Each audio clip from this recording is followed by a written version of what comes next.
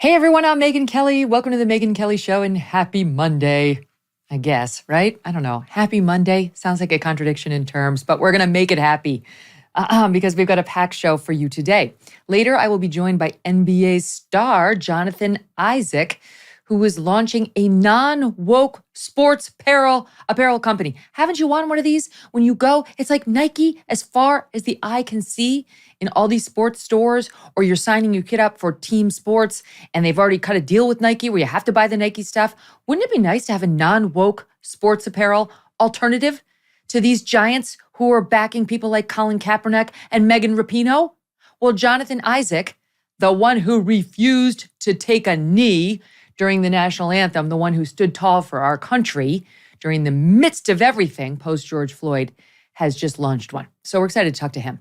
Plus, one of the board members who filed those lawsuits that led to the monumental affirmative action case that was just before the U.S. Supreme Court is going to be here to talk about it. And we'll talk to him about all the claims that really Asians are just white adjacent and should stop complaining about any discrimination against them. Okay. But we begin today with President Joe Biden and his son, Hunter. Hunter's former best friend and co-Burisma board member, Devon Archer, is testifying right now behind closed doors. It's happening. There was speculation about whether he'd do it. He'd canceled a few times. He's there. It's underway, 2 hours into it, as I understand. Behind closed doors, as I said, it's not on cam, but it's going to be transcribed. As the Bidens, in other news, finally acknowledged that they do have a seventh grandchild. When? In a Friday night news dump. We'll get into all of it. Joining me now to discuss, Josh Holmes, co-host of the Ruthless podcast and founding partner and president of Cavalry. Hey, subscribe to the show on YouTube and follow me on Facebook, Instagram, and Twitter. This summer, big box retailers are seeking a massive big government handout from Congress, paid for by consumers, smaller financial institutions, community banks, and local credit unions. That's according to the Electronics Payments Coalition, a sponsor of today's episode. It is called the Credit Card Competition Act, aka the Big Bucks Bill. Mega retailers are in favor of it, but the Electronics Payment Coalition isn't. Why? Because they say this big bucks bill would actually transfer billions from consumers to retailers through eliminating popular credit card rewards programs, through weakening cybersecurity protections, and reducing overall access to credit for people who need it most. You can visit stopthebigboxbaitandSwitch.com to learn more. That's stopthebigboxbaitandSwitch.com. The link is in the description. Learn more, and if you want to help them, tell your legislator to stand up to the retail giants and to support consumers and small businesses. Josh, great to have you. So much to discuss. It's exciting to me that Megan. This guy showed up, right? Because it was like a big question mark about whether Devon Archer was going to have the stones to actually show up before Congress and talk about the number of times. This is what Miranda Devine is reporting. He's expected to talk about the number of times Joe Biden personally got on the phone with the Hunter business contacts. And we think he's going to say something effective to seal the deal in all these foreign business dealings that Joe Biden denies he ever even discussed with Hunter, never mind participated in himself. So what do you make of it? Yeah, I mean, this is where the knot gets tied, right? I mean, you recall where we started with all of this during the campaign. Joe Biden was asked on a number of occasions what his interaction was with Hunter and his business dealings, knowing that you had the Burisma Ukraine situation.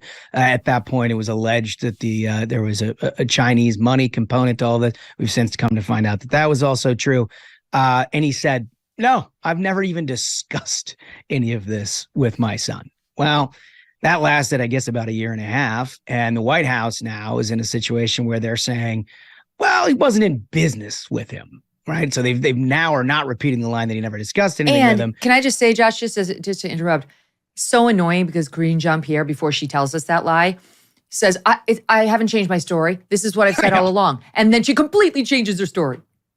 It is. I mean, it just insults your intelligence. But now the wasn't in business piece of it is going to get a little bit trickier if you have Devon Archer in there today saying that not only was the then vice president, now president, in part of these business discussions, but he may have been a central part to some of them, at least in terms of getting the deal done.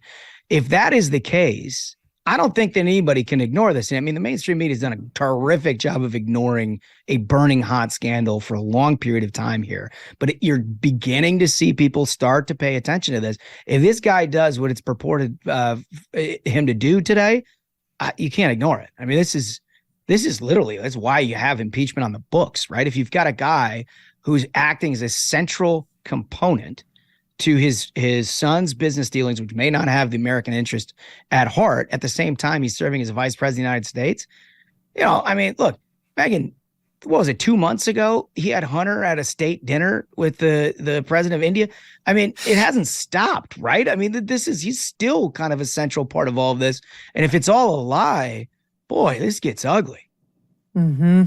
Right, because we're talking about, the partnership these guys had while Joe Biden, in part, was the sitting vice president of the United States.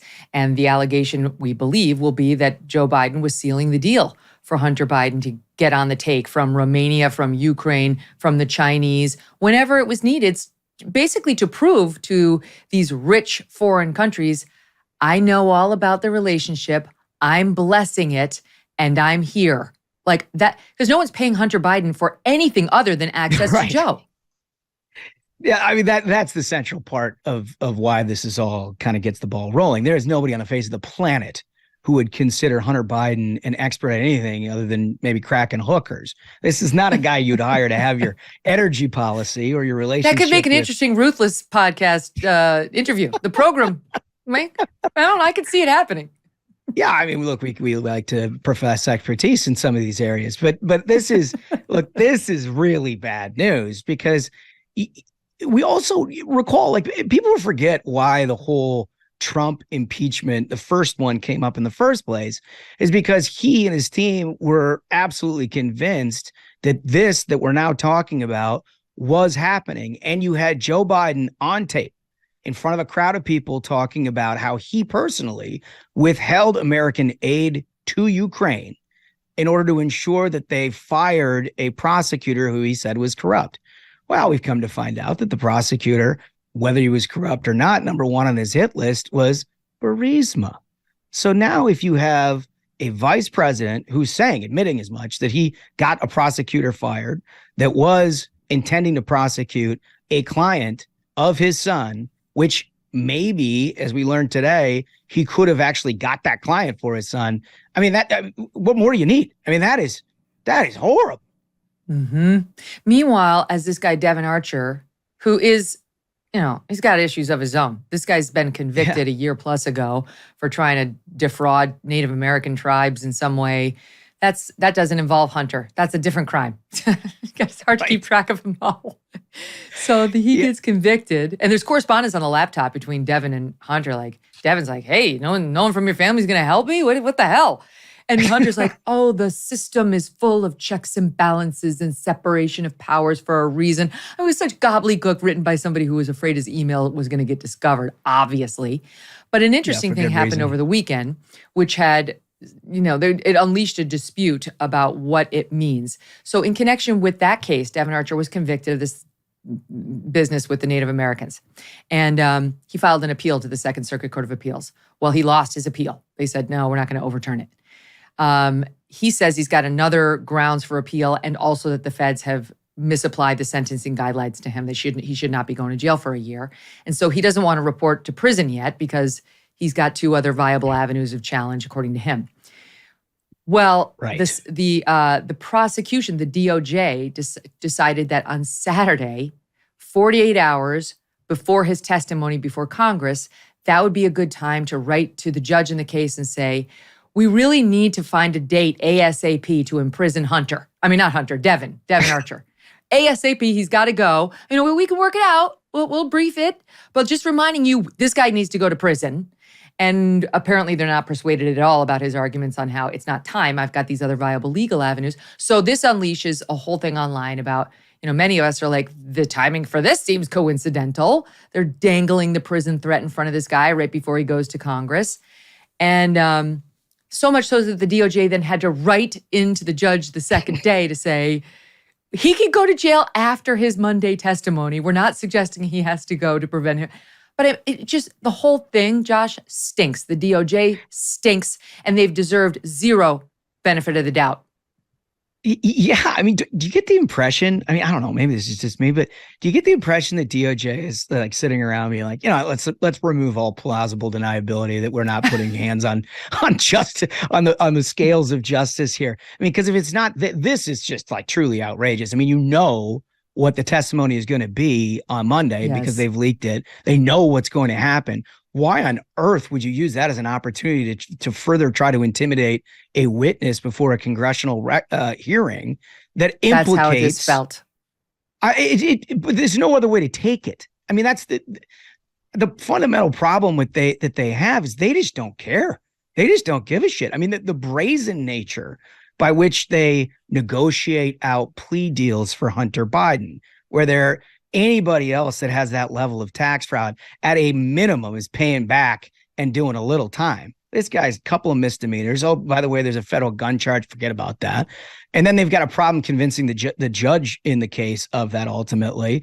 I mean, everything that the DOJ is doing as it pertains to Hunter Biden and by extension, Joe Biden, looks like they are completely putting a thumb on the scale. And sometimes when it looks like it, it's because they are. Yeah, there's the duck right there. No, what happened last week was absolutely absurd. I'm going to get to the Hunter thing too in 1 second, but look at this. So this just into the newsroom, meaning my team. Catherine Herridge of CBS got to ask Devin Archer a couple questions as he walked in. He doesn't really answer them, but it's interesting to see the guy on his way in. Watch. What will you tell congressional investigators about Hunter Biden's business deals? No comment. Yeah. Are White House denials about President Biden's involvement credible? He's smiling. No comment. It's good he showed up. I'm happy to actually see him with my own two eyes because this guy does know where a lot of the bodies are buried. He does. And, back to your original point, when you sort of introduced all of his other legal issues that he has. I mean, I don't think anybody's real surprised to find out that Hunter Biden was not dealing with people of the highest integrity, right? I mean, look, we've seen some of the photos. We've seen some of the videos. We know that this guy's up to on a day-to-day basis, and it ain't great. But it doesn't mean that the guy doesn't know, as you said, where the bodies are buried, which is the only reason that he is where he is. It's not like you need Mother Teresa to come in and tell the story. You just need somebody who was there and it was on the phone. And, nobody took Tony Bobulinski's word for it when we found out through his business dealings, and he was alleging at the end of the 2020 election that all of the things that we're hearing about now are true. Well, it seems like he was pretty darn credible too. So look, I'm glad he's there. As you said, I'm glad he's there. Hopefully by tonight, we'll have a better sense of what it is that he's come up with and where this investigation goes, because I think it's really serious. I think it has a massive capacity to debilitate the Biden administration that's in the midst of running re-election on this sort of integrity message. It's so interesting. Like, if I'm the prosecution against Devin Archer in that other case, as soon as the defendant's appeal, his application for a writ to the Second Circuit gets denied, I say that day, you're going to jail. It's over for you, buddy. You're going in jail. Sorry. Maybe somebody says, hey, but he's got this congressional testimony on Monday. And I say, okay, then we wait until Tuesday and we send it to him. Or maybe in our letter to him, we say, you're going to be able to testify. No problem. We get it. But you're going to jail now. The fact that they just sent it without anything like that 2 days before the testimony is what got everybody talking. All right, so let's talk about Hunter Biden, because he goes before the court last week. Now we talked about it on Friday, but he and the DOJ were very clearly in on it together, trying to pull the wool over this judge's eyes, that this plea deal was on the up and up and was legit and, covered the appropriate things. And only by paging through the many pages did the judge realize they were trying to give him immunity on everything. His foreign dealings, the Ukrainian stuff, the Chinese stuff, the Romaine, all of it, to the point where she had to say to the prosecution, are you giving him immunity on this other stuff? And they had no choice but to say, no, Judge, because as a political matter, this is Andy McCarthy lays this out beautifully in his podcast last week. They had no choice but to lie and say, no, notwithstanding that the four corners of the document show they were giving him immunity on that. And then Hunter Biden's lawyer stands up there and says, well, this is bullshit. Forget it. We're out. We're not. What are we pleading to? Right. We're not taking a plea if not everything is off the table. Well, listen to the spin. Okay, listen to the spin on this. Dan Goldman, he used to come on my show when I was at NBC. He wasn't a complete partisan hack back then. He was a lawyer. He hadn't yet run for Congress. After all that, he ran for Congress in New York, and now he's Adam Schiff's little minion. He just does what Adam Schiff tells him to, which is lie. So here he is speaking to Jonathan Karl on ABC News this week. This was an unusual agreement, in part because it's a 24-month agreement, and there's the possibility that Donald Trump will be president. And we know from his presidency how much he weaponized the Department of Justice to go after his enemies and to favor his associates. And so Hunter Biden's lawyers are concerned that Donald Trump, if he were to get the presidency, would weaponize the Department of Justice. And so there is an added calculation to this. But the fact of the matter is that this is a Trump-appointed U.S. attorney, a Trump-appointed judge. This is a very independent and thorough investigation. And I think that whatever happens in the Hunter Biden case, we can rest assured that it was done based solely on the facts and the evidence, and that there was nothing else to it. Okay. So they're worried that Donald Trump will be president. And because he's weaponized the DOJ to go after his enemies when he was president, they had to do this rigmarole to try to fool the judge into signing off on this, because Trump is the one, Holmes, who weaponized the DOJ. The DOJ that, as I recall, went after Paul Manafort, Trump's campaign manager, Roger Stone, Mike Flynn. We could go down the list. That was Trump. He weaponized it against his own people. What the hell is this guy talking about? If Trump was weaponizing the DOJ, it was weaponizing against himself. I mean, all of the Justice Department put him through years upon years of investigation. I mean, did we forget about Mueller? I mean, not to mention Manafort and Stone and all of that. I mean, they prosecuted the Trump campaign, Trump, if not himself by extension, for 4 years, weaponizing. We haven't seen that until this guy showed up.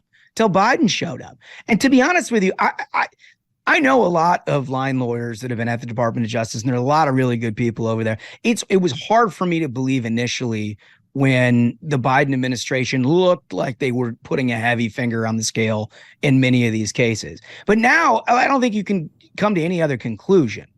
If it is being weaponized, it is currently being weaponized, and it's being weaponized against the adversaries of President Biden and on behalf of his allies. Not raised by Jonathan Karl in his interview with Dan Goldman. What kind of responsible reporter doesn't slap him back in the face to say, hello, McFly, hello, right? But no, he didn't do that.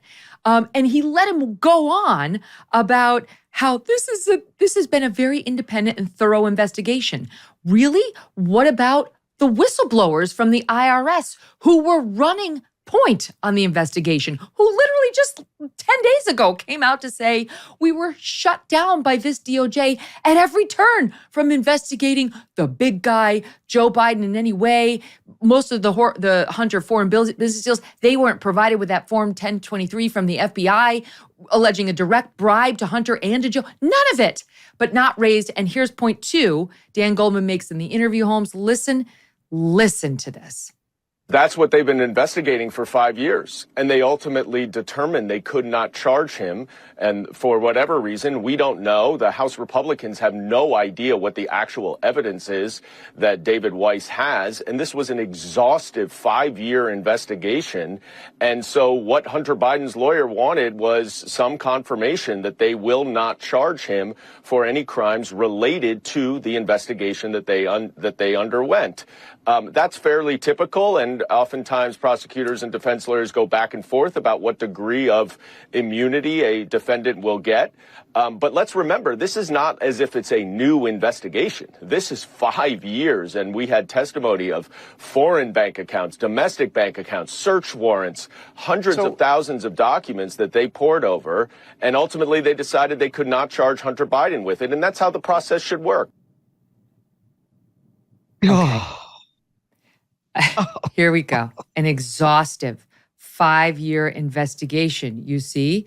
And they've been doing it for 5 years and ultimately determined that they could not charge him with all those things about the Foreign Agent Registration Act and so on, because that's why they were comfortable giving him blanket immunity. That was the question going in there. They did this thorough investigation, Holmes, and they ultimately determined they could not charge him. Missed by both the questioner and Dan Goldman is the fact that there's an open investigation. They were trying to give him immunity. Well, they have an open investigation on him. They were waiving all the charges that they're now investigating. It's like, but Dan Goldman, it's fine. What do you mean? This is totally, what did he say up front? Oh, it's the typical process. No, it's anything but. I feel like I'm just like in an asylum or something. And like maybe I'm the crazy one because all of this doesn't feel that difficult to figure out. Did you love that he started with the idea that, well, House Republicans have absolutely no idea what's in this investigation.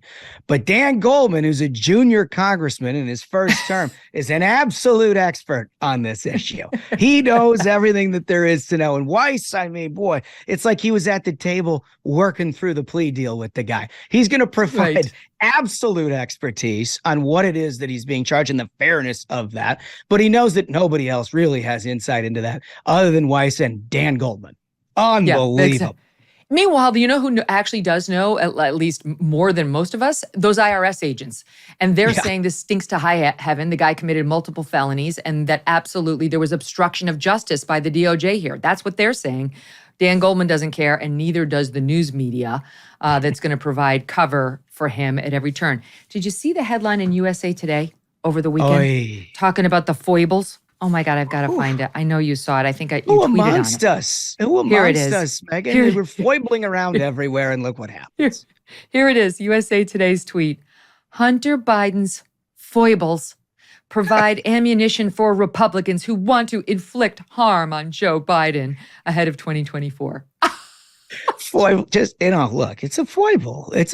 I know, Megyn, when you're out on the weekend and you're foibling around with crack and tax evasion. Hookers. Felonies. Hookers. Yeah, it's just, you foible around and things happen. And what's unfortunate here, it's not so much the foibles or the foibler as it is those Republicans who are they're using these foibles against his father because, you can't excuse a foibler, but I mean, they're just trying to defeat him electorally. That's what we should be focused on. They're so mean the way they just jump on this stuff. All right, so I've got to get this in. Unbelievably, I mean, we've been talking about how the Biden White House, Jill Biden will not acknowledge the 7th grandchild. Hunter Biden's love child, however you want to have heard of this girl, Navy, but it's his child out of wedlock with a woman who was a former stripper down in Arkansas. And not only will they not acknowledge her, but they continue to underscore the fact that they have 6 grandchildren, 6.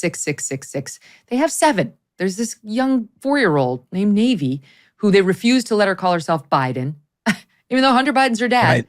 Right.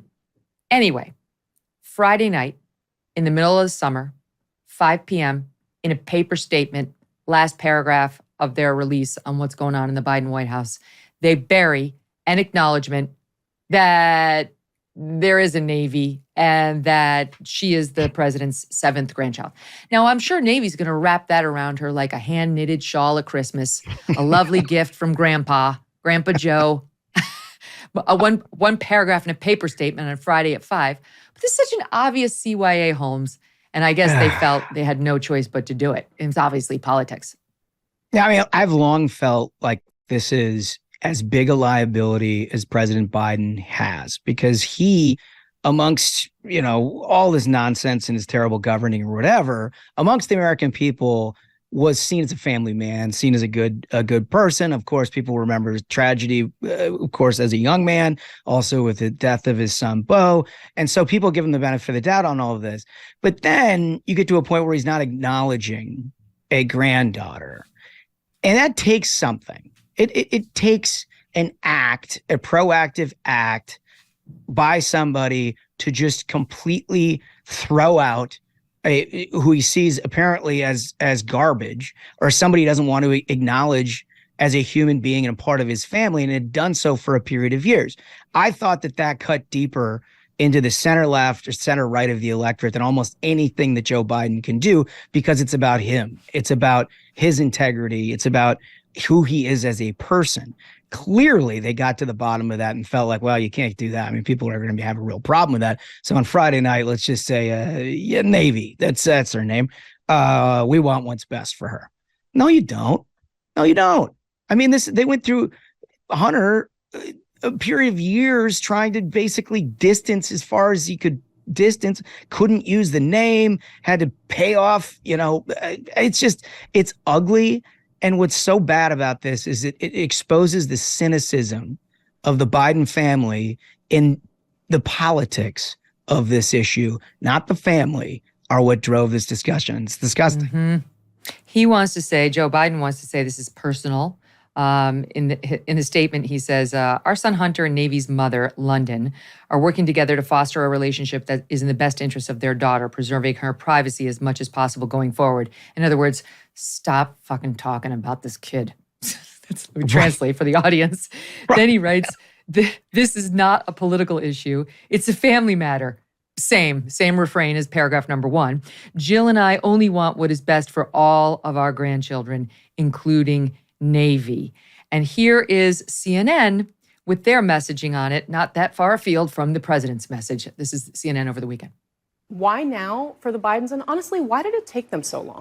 Well, 2 things. First of all, I respect you as a journalist for having to ask the question, but it is a very gross and uncomfortable subject to talk about as it is. Well, let's not call a little girl gross. Okay? No. I'm talking about the intersanctum of a family and the privacy of what goes on in a family. That little girl, she should not be weaponized by the Republicans who are down there in Arkansas with conservative lawyers and conservative PR people and posting on their Instagram. They shouldn't be weaponizing her. It's not Republicans, with all due respect, who made Hunter Biden into a complete scumbag on this and other issues. The ignoring his own daughter for 4 years, and the president of the United States hanging up a stocking for the dog, and not for his 7th grandchild. Okay, look, we can also have sympathy for people who are struggling with addiction. Let's keep this conversation respectful.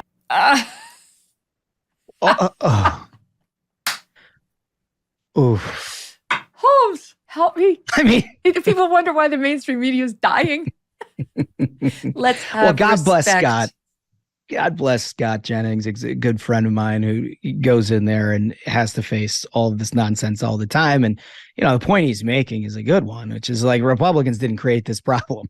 Hunter Biden did in the dead of night, probably on a crack field binge. But look, pull it back out of all of that.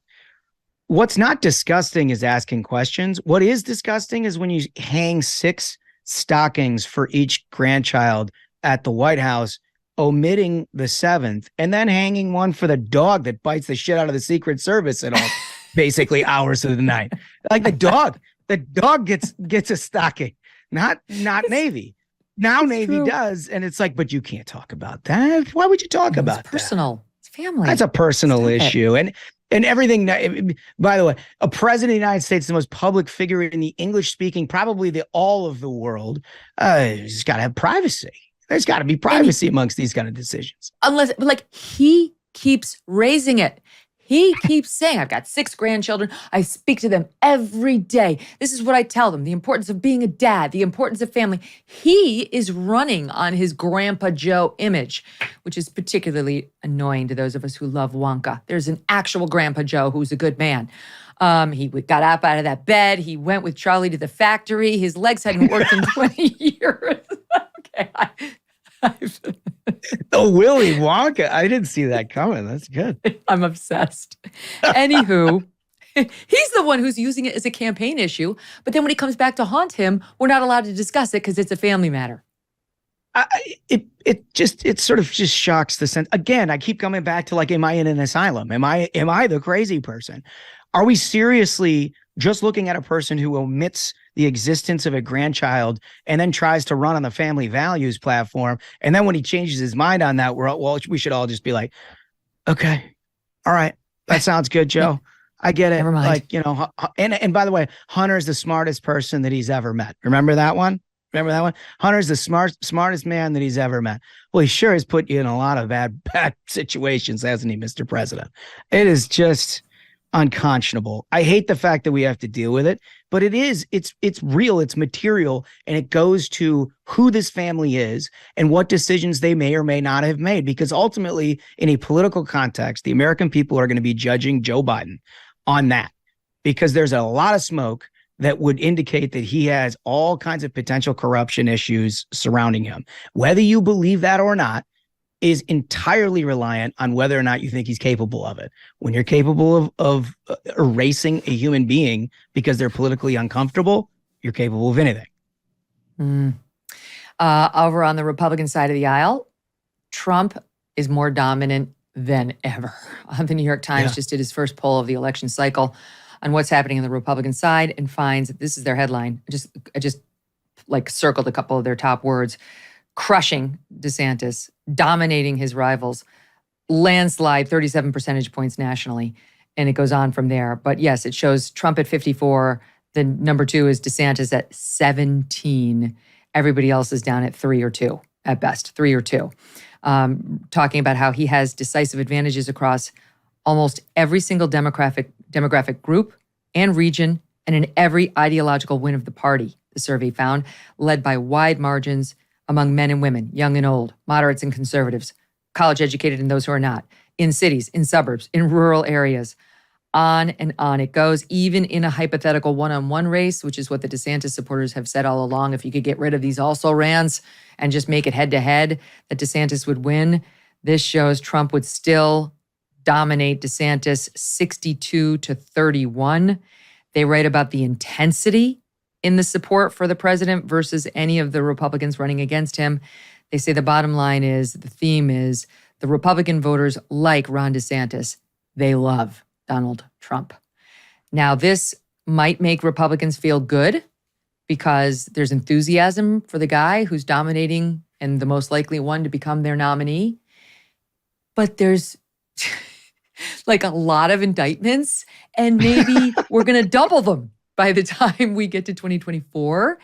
And the more I look at this one that may be coming out of Atlanta, Holmes, the more I worry, because this woman is out to get him, and Atlanta's not going to slow roll it. And that case actually could be tried in front of an Atlanta, i.e. Trump-hating jury prior to 2024. And there actually is a decent chance they could throw President Trump in jail before the November election. He was actually asked this question: Can you run from jail? Can you run from jail, or can you work from jail? One or the other. Can you run? SOT 12, listen. You get these indictments, there ends up, you got to join D.C., you get convicted and sentenced. Does that stop your campaign for president if you're sentenced? Not at all. There's nothing in the Constitution to say that it could, and not at all. And even the radical left crazies are saying, no, that wouldn't stop. And it wouldn't stop me either. That's a hell of a backdrop. Have ever had to work on this kind of a campaign issue before in all your campaign work? No, you hate to think what the sat link looks like from San Quentin. It's a tough podium. That's a tough podium. Look, you hope that doesn't happen. No, I think. Look, but it could. Back to the polls just for a second. Yeah. I'd quibble a little bit with the argument that people like Ron DeSantis, but they love Donald Trump. There's 30% of the electorate that loves Donald Trump, and they're not open for business at all. We've seen that since January 6th, basically. I mean, there's 30% that's not going anywhere. But you saw last winter, coming off of the high of a big win in Florida, in DeSantis with a big primetime speech, family looking lovely, and potential presidential ambitions. You had poll after poll that showed DeSantis either leading Donald Trump or very closely behind him. What that was indicative of is a whole bunch of people consolidating around something new and something different. They still had 30% with Donald Trump. So when he lost all of that and it's scattered to the wind, and then Trump picked some out, what we're looking at is a Republican electorate that has yet to find an alternative that they're comfortable with. But almost every one of these state polls, Megyn, if you look at Iowa, you look at New Hampshire, South Carolina, Nevada, all these early states, they show Trump in the 40s. And there's anywhere between 50 and 65% of voters. It's not like they don't know who Donald Trump is. There's 50 to 65% of voters that want something different other than Donald Trump, but they don't know what yet. And I think Ron DeSantis had the capability of consolidating all of that as he did in January and February, but it didn't work. The rollout didn't work. A bunch of early campaign stumbles, and he wasn't able to lock that one-on-one, mano-a-mano deal. And so now it's thrown back open. That does not mean that this just is what it is. There is plenty of opportunity and road, starting with this debate in August that the RNC is putting together in Milwaukee, where you're going to have a platform, a national platform, to somebody, including Ron DeSantis, to make the case. And look, we can get into the nuts and bolts of why I think it's not actually working at this point, but there's a lot of runway here. I don't think that this is over. Donald Trump is the prohibitive front runner, but there's a lot of runway left, and there's many, many things that can happen. The one thing that I'm virtually certain is there's no indictment here that is going to recede his political waterline. We've seen it only go up. No, but a conviction is the scary thing. I mean, it's the scary. It is. Like, there is a very good chance, legally speaking, that Donald Trump will spend the rest of his life in prison. It's outrageous, but there is a very good chance of it, given these prosecutors who have just made this whole thing political and are doing to him what nobody would do to Hillary Clinton. We're supposed to forget all about her, and what nobody will do to Hunter or Joe Biden. So it's very scary for him from a personal perspective, but it also really could wind up, if this Atlanta charge comes, or even if the January 6th federal charges come in D.C., that we could get a trial before November 2024. And I'm just thinking about the country. This is not a comment about whether we should or shouldn't, make Trump the Republican nominee. It's just, look what these Democrats are doing to the country. They won't let it be a fair fight. They look what they're hanging around the guy they know is most likely to be the GOP nominee by the day. It's serious. It's dark. And it's the reason why they celebrate things like this New York Times poll, because they think they've got an ace in the hole on Trump. They do. And look, to be fair, he's given them a lot of opportunity to do this kind of thing to him, right? I mean, these things are not sort of to be glazed over and pretended they're not serious. Now, there is a very significant double standard that he's encountered that Hillary Clinton and others have not, no question about it. But ultimately, sometime this fall, and as we get closer to the Iowa caucuses, Republican voters will grapple with a question that they haven't grappled with thus far, and it will not be a process question. It will be whether or not you think that Donald Trump can serve and can be elected. And there was a lot of discussion about whether he could be elected in January, February last year. Ever since Bragg brought the charges in New York this spring, that question has gone away and people are circling the wagons around Donald Trump. But ultimately, whether or not you think that Joe Biden deserves another 4 years is decided somewhat on whether you think Donald Trump is capable of doing that, or whether he's going to be convicted of one of these crimes, or whether the center of the electorate that has been a little shy about Trump thinks that somehow this bolsters their case to support him. I would think that there's plenty of evidence to suggest that it does not. And so the electability question will come up.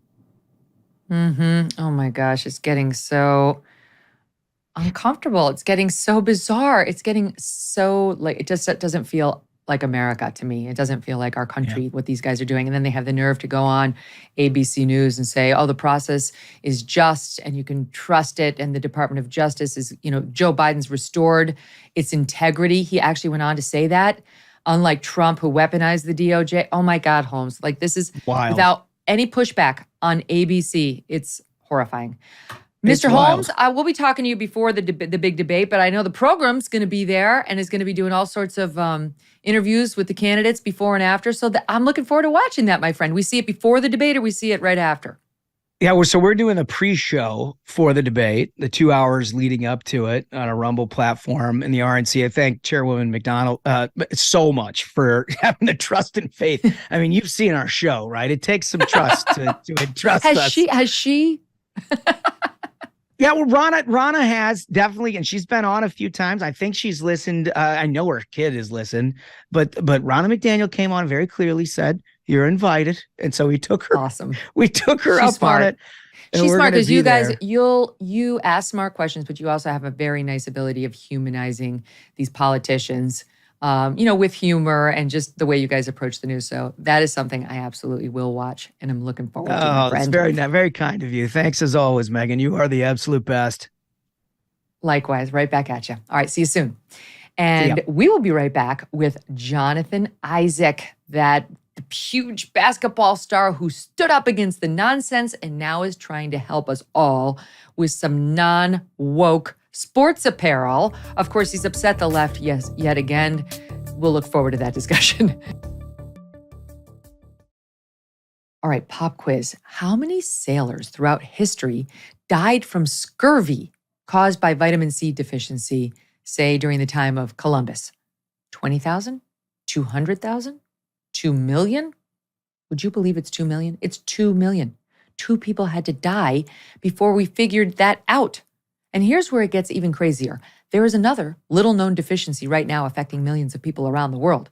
And the disease it's causing? Insomnia. According to a study published by Academic Press, magnesium deficiency is a leading cause in sleep disruption in both kids and adults. The problem is not just any magnesium will do. Recent studies have shown that there are actually 7 forms of magnesium, and our bodies need them in precisely the right balance for proper sleep. There's only one magnesium supplement on the market that has the full spectrum of all 7 forms, and it's called Magnesium Breakthrough.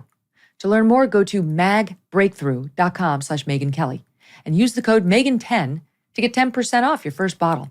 If it does not fix your sleep, digestion, and energy levels, or if you're just not satisfied for any reason, they will give you a full refund guaranteed.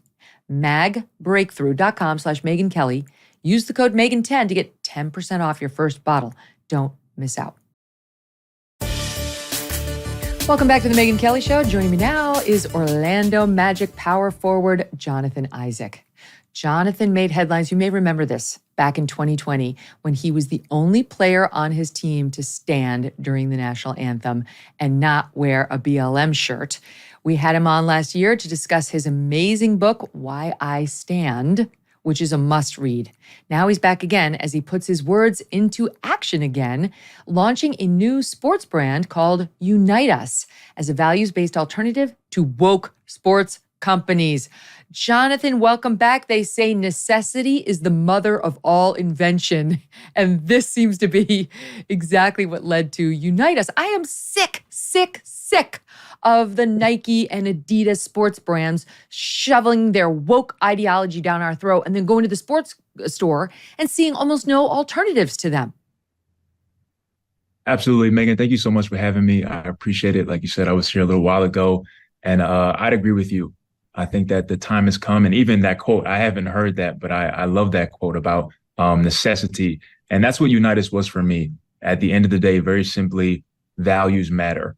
What people believe matters, and it tells you a little bit about them. And so when we give our money to companies and we find out what these companies stand for and believe, we co-sign them by giving them our money. And so what I wanted to do was take the values that I hold dear and I stand for, which are faith, family, and freedom, and a plethora of other ones, but pretty much put that into apparel, sportswear, leisure wear, and give people the freedom and alternative to buy with their values. It's such a good idea. So how do you make sure that it's, it covers everything? Like we need sneakers and we need athletic wear and we need, stretchy pants for us ladies. Like you got to cover it all. So how are you making sure that it's all quality and you've got it all covered?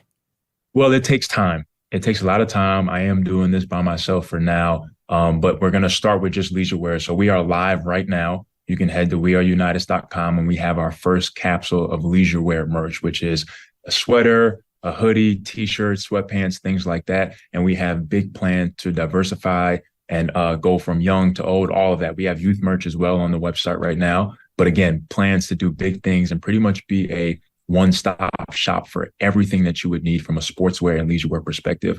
I'm going to be wearing my own sneaker called the Unite Us Judah 1 this upcoming season. And those are going to be live in a few months for purchase. And we want to get into, again, every sphere of sportswear and leisure wear that you can think of. And we want to do it in the best of ways, high quality, and, things that people can believe in. Give us the website again so people who want to support you can do it. The website is called weareunitas.com. UNITUS is Unitas. And you can head to Instagram, Twitter, We Are Unitas as well. Yes, I will. I'm going to do that. I'm going to help you promote the brand because I so believe in this. I wonder what the reaction has been amongst, your fellow players and the fans. I don't really understand the politics of, sports fans because I'm not really a sports person. So is it a woke crowd? Do you think they'll welcome this, or are they more, woke and they're going to be like, hiss boo, no? Well, everybody's different. I've definitely had my fair share of negativity towards the brand and towards the idea, but at the same time, I've had an overwhelming swell of support. And for me, it's about focusing on the positive. And, people who disagree, it's not that they disagree with me, it's that they disagree with the values that I hold dear. And I'm not worried about them. I'm worried about uniting the people who do stand up for the values that I believe in and that millions of people across the country believe in. No matter what you look like, no matter where you come from, if you understand the necessity and value of faith in Christ, are building and platforming the family unit. And then again, focusing on our freedoms, constitutional freedoms, biblical freedoms that are inherently given to us, then Unitas is for you. And if you don't agree with them, then more power to you. The movement isn't about hating anybody. It's not about going against anybody.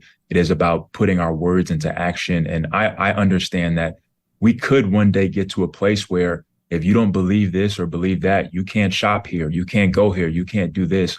And if there aren't people who are, putting kind of the feet to the ground and giving people alternatives, when that time comes, the only answer for those people is going to be to conform. And so I want to put my foot in the fire and say, you know what? I've kind of been used to standing up for what I believe in and doing it alone in some sense. But I want to unite people and give them courage and confidence that our values are valid. And if they're not going to celebrate them, then we can celebrate them ourselves. Yeah, you're not alone. So when you say you're doing this on your own, do you need financial backing? Because, there are a lot of very well-off people who share your values entirely, and I'm sure would love to get behind this financially. Well, absolutely. At this point in time, we're okay. But when we get to the point where, again, talking about those big dreams of scaling and being able to sponsor entire college teams and universities and high schools and everything like that, we'll have that conversation. But that time is coming. But we're very excited. We're doing very well with the launch. And I just want to continue to grow and, again, hit those different spheres of influence from all the different sports realms to different influencers and just, get this thing out there in front of people's eyes. Mm-hmm. Now, there's so much I want to talk to you about. Charles Barkley was in the news ripping on people who are critical of Bud Light. The U.S. women's soccer team refuses to sing or put their hands over their heart in unison for the national anthem. But before we get to all that, I do want to ask you how you're doing, because I know you had some gnarly hamstring injury, and I am such a whiner. I had like a bone spur in my shoulder. I've been whining about it for 3 years. What happened to your hamstring? Because it sounds like you managed to overcome it and you're going back out there now. Yeah. I had a little tweak, but I'm good. I'm 100%. This is my first summer of really being able to put in work, and I'm excited for the Orlando Magic and what we're going to be able to do this upcoming season. Did you have to have a surgery on it? I did. I had to have a minor surgery. But again, I'm good, Megyn. I appreciate you. When you talk about their hamstring, it's like the Achilles tendon. You just don't want anybody messing with it. You don't want anything to go wrong with it. But I know you're a professional athlete, so it's like these injuries are going to come and you guys heal up so fast because you're just in such good shape going into these things. So good on you. We're excited to see you back out on the court. I mean, not me personally, since I don't watch basketball, but all my sons and my husband, all the people. We're gonna do so well. We're gonna get you to watch. We're gonna get you out to a game. Who knows? You never know. Oh, that'd be fun. Okay. If it's to watch you, I will do that. All right. When we come back, we're going to discuss those subjects that I just mentioned. What does Jonathan Isaac think of Charles Barkley calling everybody losers and other choice words if they don't support the boycott against Bud Light. We'll ask him, and then an update on our disgraceful women's team. And don't forget, folks, if you would like more of the Megyn Kelly Show, you can listen to it live on SiriusXM Triumph Channel 111 every weekday at noon East. The full video show and clips by subscribing to youtube.com/Megyn Kelly. If you prefer an audio podcast, I know a lot of you do, follow, download on Apple, Spotify, Pandora, Stitcher, wherever you get your podcasts for free. And there you can find our full archives with more than 595 shows. If you go and listen to Friday's episode, which is on fire, you will hear my full interview with Governor Ron DeSantis, getting so much great feedback from all of you on it. So many of you wrote in with suggested questions, some of which worked their way into my outline, if not the exact wording, then the thought. And now getting all sorts of feedback from you guys. So I read it all and I love hearing from you. This summer, big box retailers are seeking a massive big government handout from Congress, paid for by consumers, smaller financial institutions, community banks, and local credit unions. That's according to the Electronics Payments Coalition, a sponsor of today's episode. It is called the Credit Card Competition Act, aka the Big Box Bill. Mega retailers are in favor of it, but the Electronics Payment Coalition isn't. Why? Because they say this big box bill would actually transfer billions from consumers to retailers through eliminating popular credit card rewards programs, through weakening cybersecurity protections, and reducing overall access to credit for people who need it most. You can visit stopthebigboxbaitandSwitch.com to learn more. That's stopthebigboxbaitandSwitch.com. The link is in the description. Learn more, and if you want to help them, tell your legislator to stand up to the retail giants and to support consumers and small businesses. So, Jonathan, let me ask you about a very famous basketball player who's been in the news for his health this week. Bronny James, the son of LeBron James and a star in his own right, collapsed a week ago today while, I think, practicing. He was at the sports center, and we now have the 911 call, just absolutely chilling. Amazing. I want to start with this. He appears to be okay. He's out of the hospital, and I'll show you the new video of him, thank God. But here's the 911 call of what happened after he collapsed. Ambulance immediately. Okay, sir. Listen to me. Okay, get ambulance here now. Okay, all right, sir. How old is he? All right, get next to him with the phone, okay? Get next to him. Get next to him, please, with the phone. So, I mean, this is a very young man, and by the grace of God, he collapsed of cardiac arrest last Monday, and by this weekend, LeBron released the following video of him. He's out of the hospital, and look at him.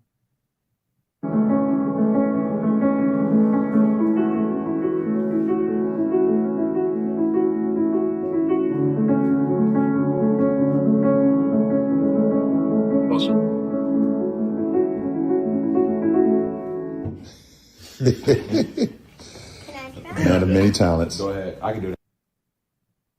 Oh my God. I mean, to me, that looks like a miracle. He's 18 years old. He plays college at USC, college ball. This is scary because any young athlete worries about this kind of thing. I know people have speculated, is it the vaccine? We're not going to do that. But any young athlete has to worry about just the extraordinarily taxing, number of practices and just how much you press your bodies. And in particular, when it comes to young men and heart health, we have seen a rash of incidents. And it's alarming to me as a mother of two boys, never mind, I'm sure, to somebody like you who's actually in basketball full time. What do you make of this whole thing? Well, I think for starters, just saying, like you said, praise God that he's okay. I know I have, and many of people across America have been praying for not just Bronny, but LeBron and his family. So I'm grateful to see him back doing what he does and able to play the piano and all that. That's great. It is terribly scary. When I was at Florida State, I had a teammate. His name was Ojo, and he actually passed away because of a cardiac arrest moment after I had already left. I had been with the Magic, I think, a year or two. And it was right around the time of, the COVID outbreak and everything. And he had a heart issue and ended up dying. And so it's near and dear to me. And it's just, who knows? I'm glad that he's okay. And I have heard and seen stories of an, uptick in athletes, struggling with this, and, where it comes from. Everybody's speculating and things like that, but I'm just grateful that Bronny's okay. To me, it's like we featured about a year ago our family friends, the Barklages, and the loss of their son Blake at age 17, who died similarly. He just dropped, and it turned out he had myocarditis, and the family said very openly they had no idea whether it was caused by COVID, by the COVID vaccine, by something unrelated. They really couldn't tell any of that. But they are big proponents now of getting screened. And they work with this group called Simon's Heart, which I recommend to everyone listening. Simon's Heart, which will come into your sports organization or your school or your MBA, team and do heart screenings. And they do find abnormalities sometimes. It's like a lot of times you're out there, you don't know if you've got something, or maybe heart damage from something, whether it's myocarditis or something. Like, to me, it's just a reminder that you cannot be too careful, even if you're a young man. Because as you point out, we see it too frequently. And I, like you, I'm not a big LeBron James fan because I don't like his woke messaging, but God bless him and his son. This goes well beyond any of those nonsense debates, Absolutely. Okay, but the women's soccer team is a different story. They're about to take a hit. They are embarrassing us. That's what I think, Jonathan. They're embarrassing us time after time after time. First, they go up against the Vietnamese. The Vietnamese sing their anthem loud and proud. There are women who could barely find a mumble. Maybe 2 or 3 tried to find a mumble of a few of our lyrics, and at least half didn't even have their hands on their heart. Now they go out again against, it was the Dutch, right? And the Dutch are singing it loud and singing it proud. Their anthem, once again, there's our ladies phoning it in. They could barely spare a word. They don't care to represent the United States with any sort of pride. And so I've been asking, what are they doing there then? Why go out there? Only a couple put their hands on the heart, and fewer actually managed to sing a lyric or two, is the one guy who actually refused to take a knee when our national anthem played. What do you make of this? Well, I do think it sucks. I think it is telling about where we are as a country. And kind of the first thing that comes to my mind is, the people who are playing for these other countries, their countries that they live in aren't perfect, and no country is. And if you would compare some of the things that go on in our country and some of the things that go on in these other countries, you would think that it would be the other way around, because of, how, great the U.S. is overall. And obviously, the U.S. has had downfalls and, a history that isn't spectacular. But one of the things that my pastor always says about us as individuals is that we haven't done everything right, but we haven't done everything wrong either. And that is the lens that I try my best to see America through. Yes, America has had, again, its downfalls and its pitfalls, but it hasn't done everything wrong. We wouldn't be where we are today if America did everything wrong. And I just think that it's not a bad thing to have pride in your country and where you were born or where you come from or anything like that. I think it's normal. I think it's natural. And I think it is something that we should do. We should understand that being Americans binds us together, and we are the experiment that can take people from all over the world and give them a message and a meaning of what it means to be American and have them pursue their dreams. And I think that's something beautiful and something that we should take pride in. And so, for me, standing in the bubble wasn't completely about the flag or about America. It was more so about using that platform to share the gospel for what I thought was the real antidote for the problems that we see. But at the same time, I wanted to show pride that, I don't think it's the right thing to kneel for the national anthem in that moment. And so, I would say it would only benefit us for them to do the right thing and to share, their pride. But at the same time, the America that they live in affords them the freedom to go and not sing the national anthem or put their hands over their heart. And again, I think that speaks to how great America is. I just think of, all the guys, every Memorial Day, we do an in-depth piece with a veteran who, who's been out there serving our country, just to remind people, what are we remembering on Memorial Day? What are we actually supposed to be thinking about? And I think about somebody like Marcus Luttrell, who, thank God, is alive and survived his lone survivor ordeal, which was so traumatic and harrowing that they've made books and movies about it. But I think about him. Get up. You put your hand over your heart and you sing, because the United States of America produced a man like that, along with his twin brother. And they're out there serving us still in different ways. That's why you put your hand over your heart and you sing the national anthem. It's not about you and your petty grievances. And these women, Jonathan, I looked it up. Megan Rapinoe is on the bench because she can't quite make the starting lineup this year. But she made $7 million last year. She's kneeler in chief. She said she'll never sing the national anthem again for the country that paid her $7 million just last year alone. Never mind what she makes every other year. Trinity Rodman's out there. She's on the U.S. women's soccer team. She's Dennis Rodman's daughter, though apparently they don't have much of a relationship. Last year alone, $2.3 million. She's not grateful. She doesn't appreciate the country that created the environment, the capitalist world in which she was able to earn that both on the field and off, thanks to all the endorsements she's gotten. At age 21, you know what sliver of 21-year-olds in America have made $2 million, 2.3 in the past year? Almost none. But she's not grateful, Jonathan. She's angry. She's angry at the country. So is Crystal Dunn, $2 million last year. Same thing. Couldn't muster the ability to honor our country. Neither could Sophia Smith. Same thing. $2 million just last year. These girls are 22, 21. I find it disgusting, and I feel like it's part of what we're doing to young people today, Jonathan. We have too few Jonathan Isaacs and too many, sports stars who want to shame the country and lead these up-and-comers to believe it's the cool thing to do. Yeah, it's unfortunate, Megan. I'd agree. It is very unfortunate, and I think about what we could be, as a unified America, where again everyone understands that America hasn't done everything right, but everyone takes pride in the fact that they have done some things right and are continuing to move in a better direction for everybody. And so what would it look like if we were able to truly band together, everyone, white, black, and different from different ethnicities and backgrounds, and share that American dream, that American pride, that American vision? What a force we would be for the world. I think about that, but I think more so, again, it comes down to America going through a spiritual battle that is overtaking our youth, that is overtaking our country. And I think, initiatives like, that I'm trying to start and that other people are trying to start as well, are trying our best to push back against that and hopefully instill that American pride, instill those values, those constitutional values that has made America great. Yes, that's right. And to remind people, like, protest is fine, but remember who you're representing. Remember in this role, to me, it's, you want to go out there and protest, America. You want to march with BLM. Okay.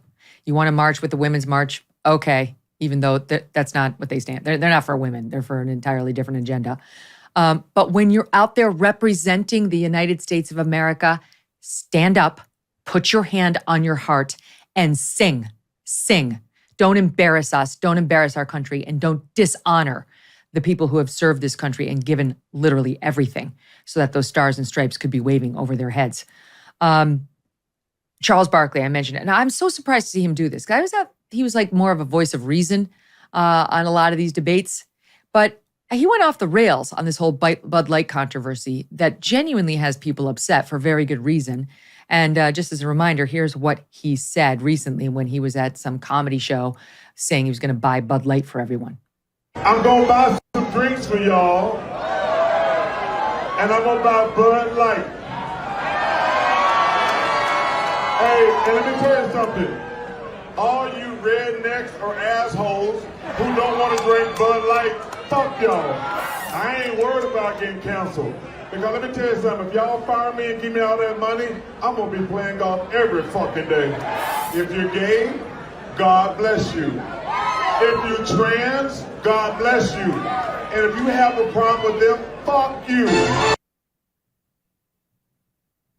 What do you make of the way he framed that issue?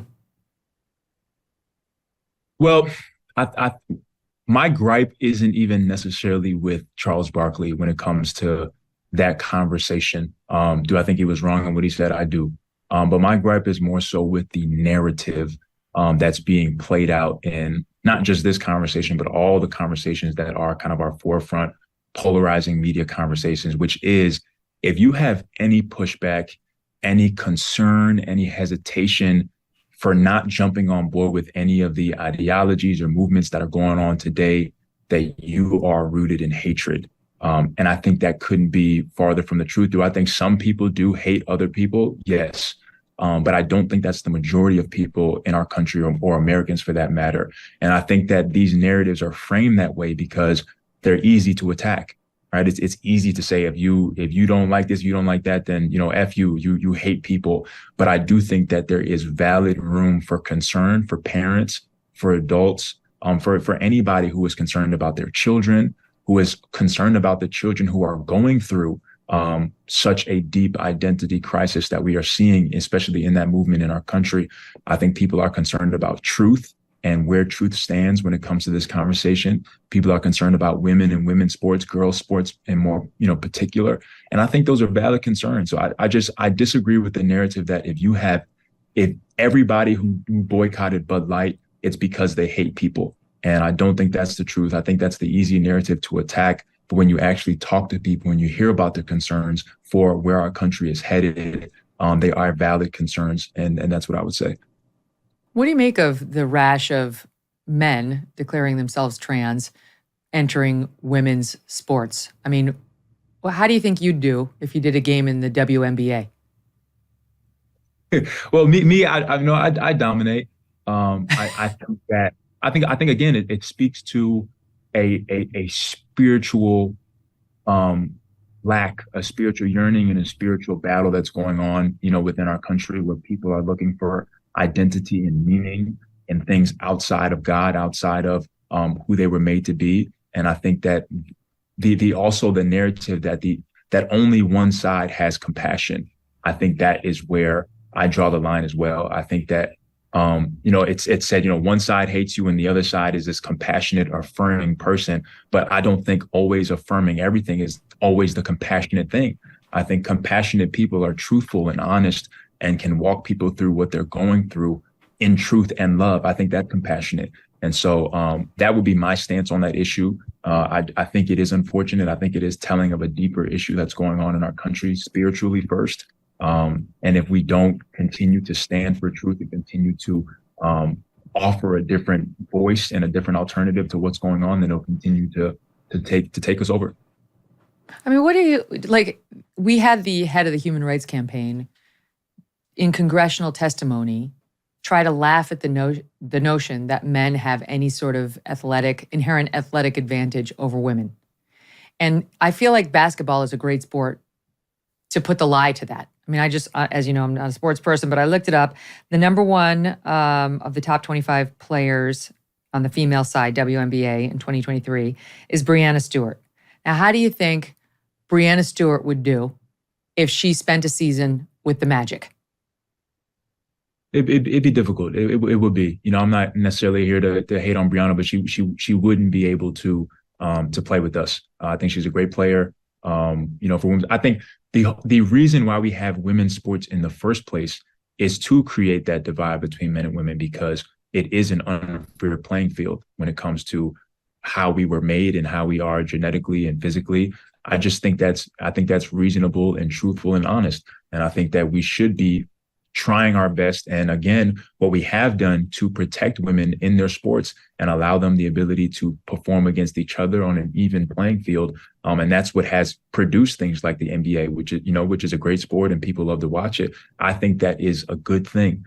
And so to then try to act like it's not a thing, or we didn't start, Title IX and things like that for the protection of women and girls sports is crazy.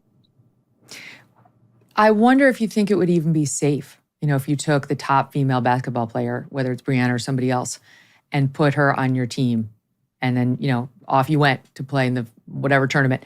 Would that even be safe?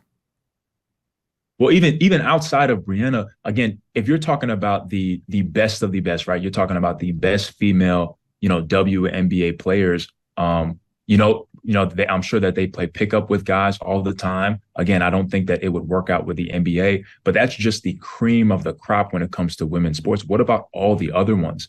I think that's where the true conversation is, where the divide is. If you go straight to the extreme with the best female players against the best basketball players, yes, there's going to be a big difference.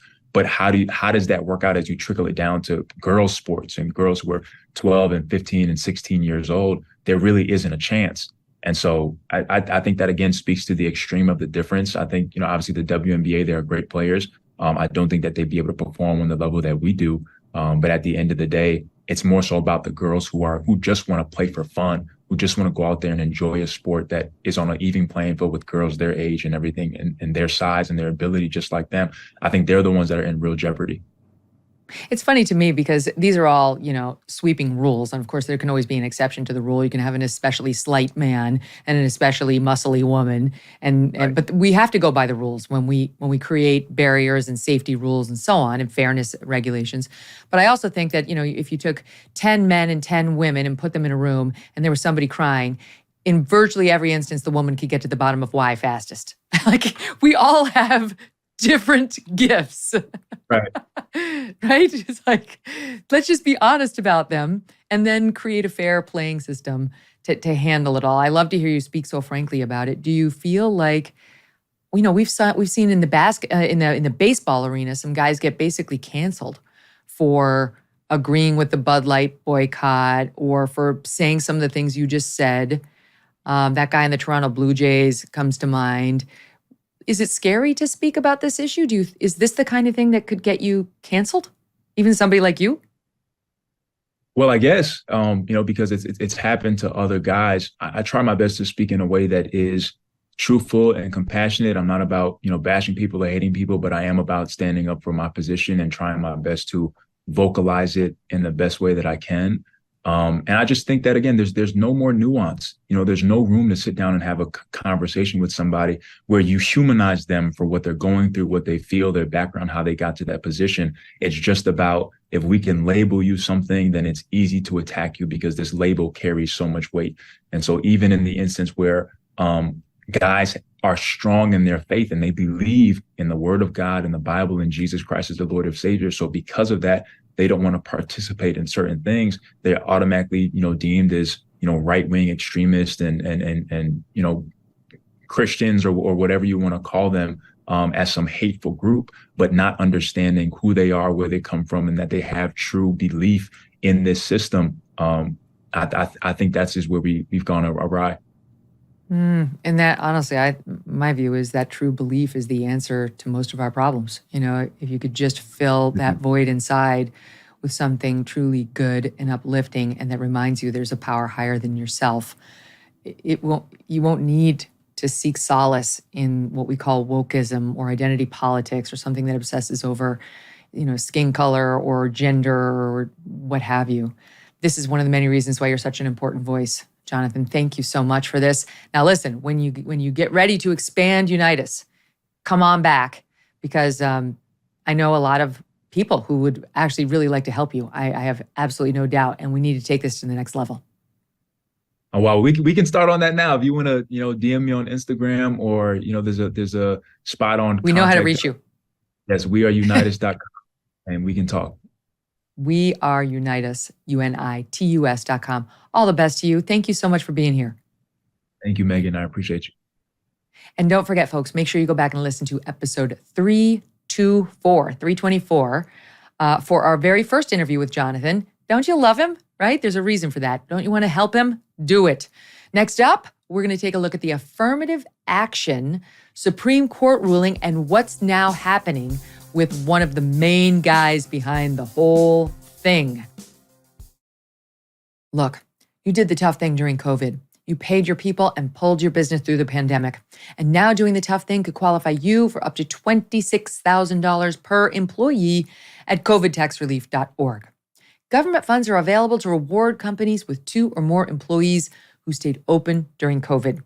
This is not a loan, and you don't have to pay it back.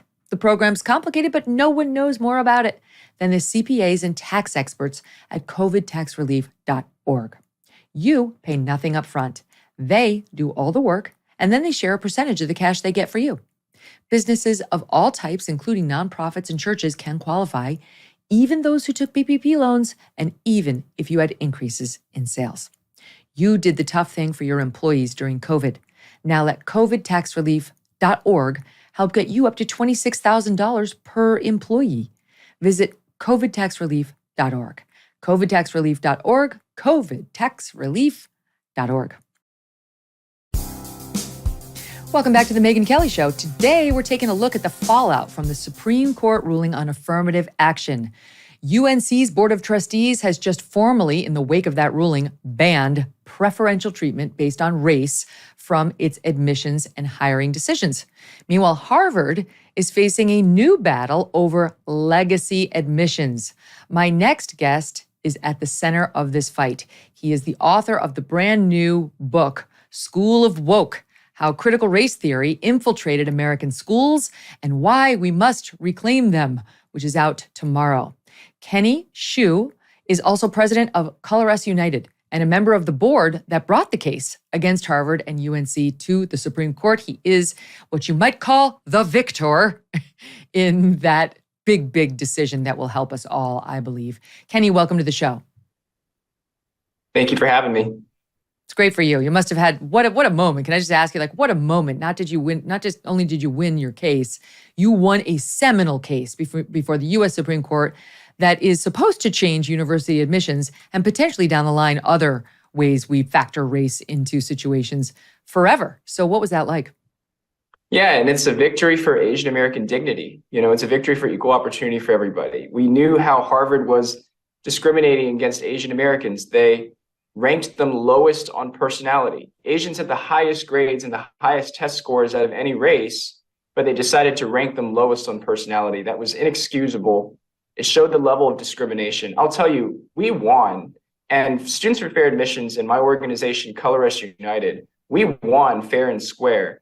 And there are people at UNC right now that are really regretting even filing this lawsuit. Vice Chair of the Board of Trustees, John Pryor, for example, said that they spent $35 million on this lawsuit to lose. Why? You know, I think it's going to leave a lot of liberals and progressives wondering about the efficacy of their case. Well, you're saying he's mad that they fought you? Yeah, he's mad that they fought us. They fought a losing case. Most Americans do not support race being used in the college admissions process. Where we support helping minority children is at the K-12 public education level, not at the college level. Elite colleges should be about merit and admitting most qualified.